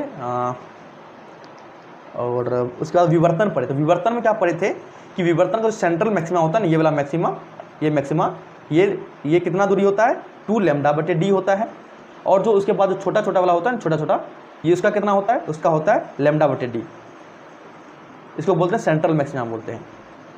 उसके बाद हम क्या पढ़े थे, हम ब्रूस्टर का नियम, हाँ ब्रूस्टर का नियम क्या पढ़े थे कि म्यू बराबर क्या पढ़े थे, अपूर्णांक tan आई बी, जहाँ आई बी क्या है ब्रूस्टर कोण है। ठीक है, यहाँ से आर निकाले थे, आर कैसे निकाले थे 90 माइनस आई बी करके। उसके बाद हम और क्या पढ़े थे, हाँ क्या पढ़े थे, मेलस, हाँ मेलस का नियम पढ़े थे। मेलस का नियम में क्या होता है, आई बराबर आई नॉट कॉस स्क्वायर थीटा, ये सूत्र पढ़े थे। कब, जब क्या होता है जो प्रकाश होता है वो क्या तिरछा आपतित होता है कोई थीटा कोण पे, तो जो निर्गत प्रकाश होता है उसका जो इंटेंसिटी क्या होता है आई नॉट कॉस स्क्वायर थीटा। ठीक है, यहाँ तक क्लियर। चलिए, तो यहाँ पे हमारा इंपॉर्टेंट चैप्टर वेव ऑप्टिक्स का हम ख़त्म करते हैं। इससे ज़्यादा आपका बिहार बोर्ड में नहीं पूछेगा तो मतलब नहीं पूछेगा। और एक बात नोट करके रख लीजिए कि इस साल का पेपर आसान आएगा तो आसान आएगा।